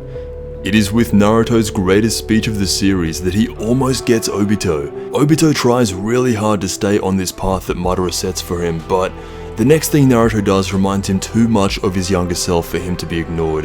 While Obito is grabbing him by the neck, Naruto punches him away and says, "Don't keep imagining yourself as the Hokage." Naruto's punch represents the hypocrisy. Clearer than ever, Obito finally sees it, and you could say Naruto has pulled off the most important talk no jutsu of his life.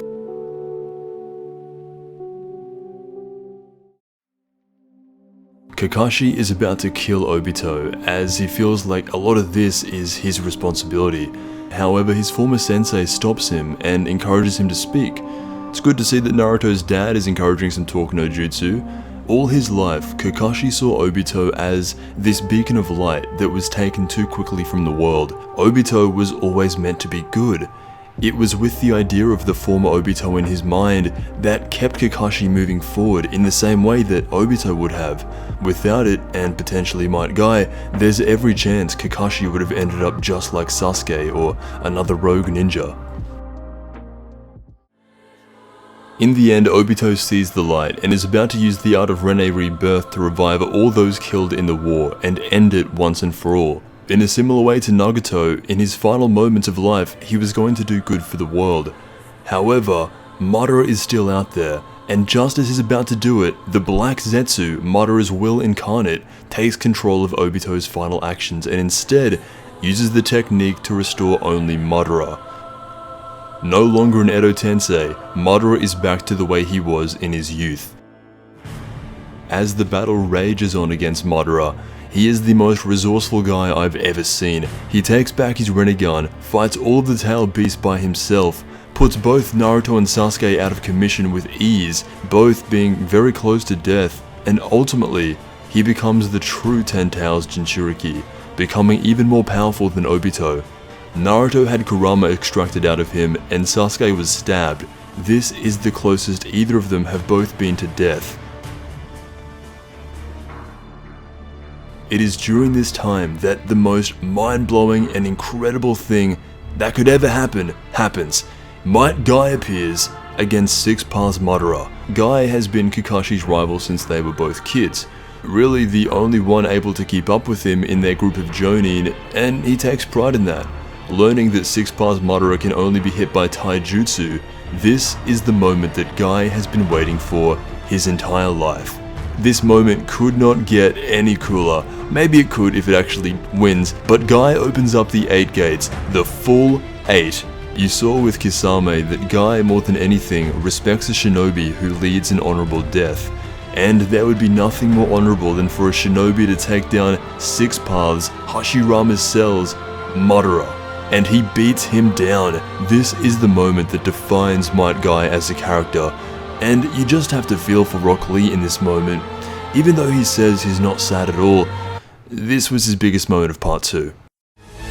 Madara has spent the last few minutes experiencing the power of 8 Gates Guy, and he actually says he hasn't had this much fun fighting for years. Hasn't had this much fun since Hashirama Senju, which makes me wonder if he's having this much fun now, I wonder what his own Tsukuyomi would look like. Regardless of how well Guy is holding up against Madara, we all know this isn't Guy Shippuden, this is Naruto Shippuden, and it's not how the story is going to end. Guy's final attack is called Night Guy.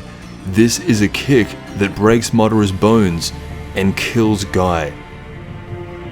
Or at least it would have if a rejuvenated Naruto hadn't just spoken to the Sage of Six Paths and restore him back. I like Guy, so I would never want him to die, but he should have died here. Naruto and Sasuke both meet with the Sage of Six Paths and learn the history of everything.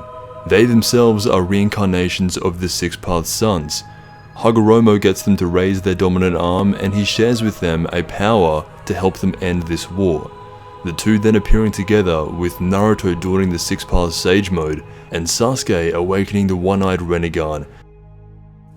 Madara is unlike any other villain in the series, but in a way, he is like every other villain in the series.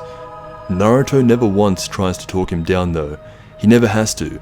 The entire story so far has been manipulated by Madara, and so we know his ideals and convictions are the strongest out of anyone in the past. More than Pain, more than Obito, Madara is the original founder of these ideas, and so unlike everyone else, he does not get redeemed.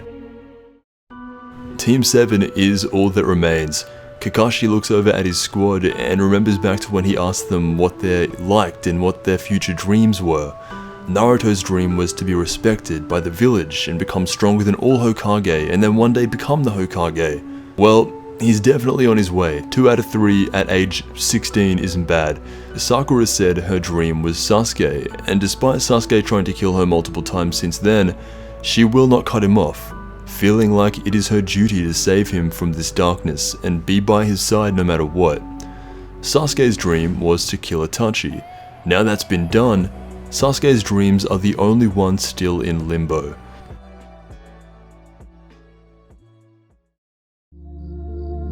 Chapters 678 to 699, Kaguya Strikes.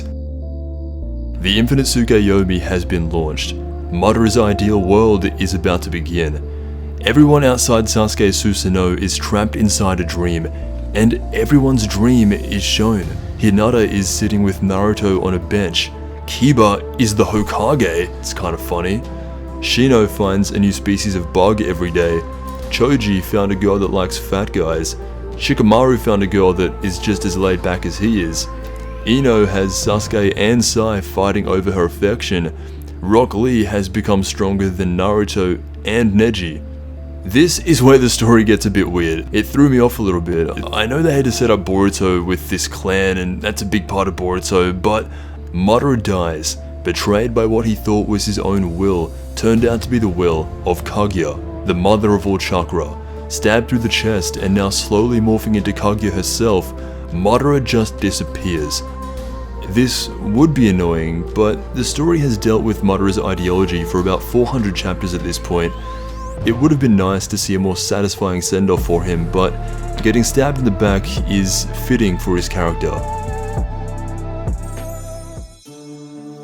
Team 7 now has to deal with Kaguya herself, the first person to ever use chakra and the mother of the Sage of Six Paths. Since Kaguya is a girl, Naruto pulls off a reverse sexy jutsu, and you wouldn't think it would work. Kaguya's like a god, right?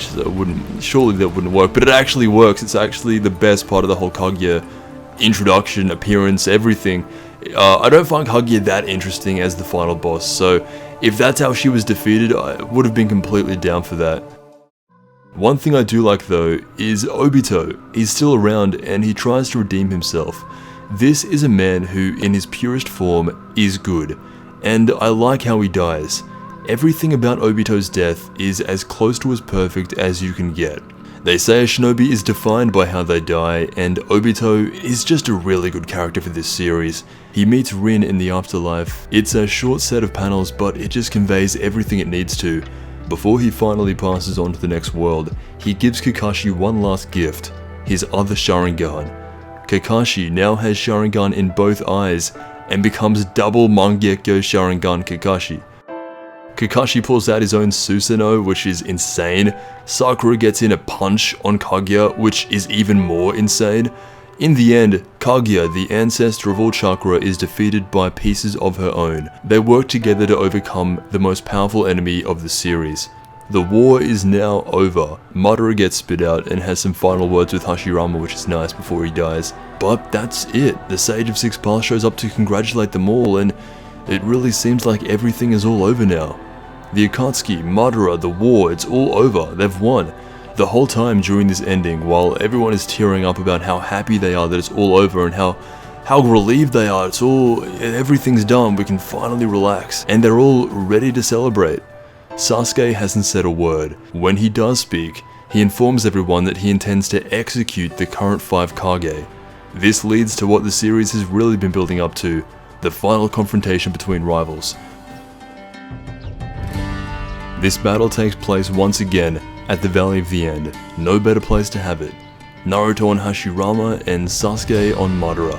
Both Naruto and Sasuke now want to become Hokage. Naruto's reason for wanting this hasn't changed once, while Sasuke only wants to be Hokage to burn it down, then build it up again. A revolution. Sasuke believes he is the one who must take on this burden alone, carry the weight of all shinobi and be strong enough to handle it and suppress it alone. This becomes a contradiction when Sasuke had just spent the last 100 chapters fighting alongside Naruto in a war. He acknowledges Naruto almost as an equal. The moment he decided to team up with Naruto in the war, that is when he lost. The difference between this fight and all other past encounters is that Naruto understands Sasuke. It took him going through the pain arc and the war arc just to get to this moment. One of the biggest criticisms Sasuke would always throw at him was, "Since my pain is born from family bonds, you could never know that." But at this point in the story, Naruto knows. Naruto knows a lot. It's as simple as Naruto has the support and is recognized by the entire shinobi world. And Sasuke thinks that he's alone. But he's not alone. He has Naruto, who is in turn connected to the whole world. Naruto is someone who he can just not get rid of, no matter how many times he tries. While Sasuke is actively trying to kill him in their final fight, Naruto isn't. He is preventing Sasuke from being alone, dying if he has to. The commitment he has to his friend, and to truly never give up on him when it seems the whole world has, is why he ultimately makes Sasuke give up. With their dominant hands going in for one final clash, they are both so exhausted their bodies cannot move, and they literally just fall asleep. Once morning comes, Naruto's ready to go again, and the idea of that to Sasuke, after they just spent all day fighting, it's just too much. Both losing their arms, this story ends with Naruto and Sasuke walking 2 separate paths to the same destination.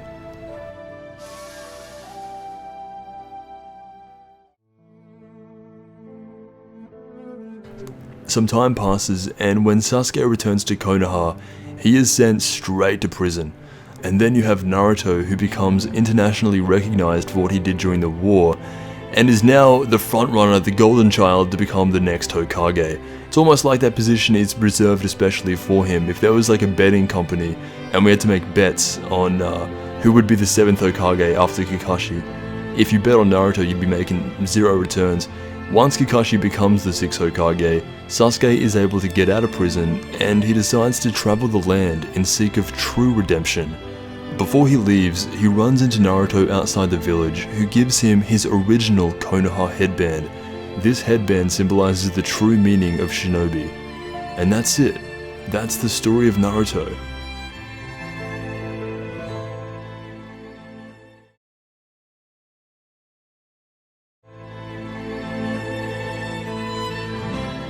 Chapter 700, Uzumaki Naruto. There is one last chapter of Naruto, a time skip, and this serves as a bit of a setup to Boruto, but mainly, this is to show Naruto achieving his goal as the 7th Hokage.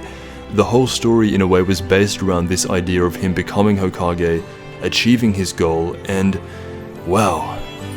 In this one drawing of an adult Naruto, he has become what he's wanted more than anyone else, to become the greatest Hokage. None of his accolades as Hokage are shown, maybe they saved that for Boruto, but the story of Naruto, with his face carved into the mountain, desecrated by Boruto, with a reference to One Piece, is what Naruto's life had been building up to from the very beginning, and this journey, getting there, the whole thing, it's been a lot of fun. Looking back on everything, this is a story that I've really grown to enjoy.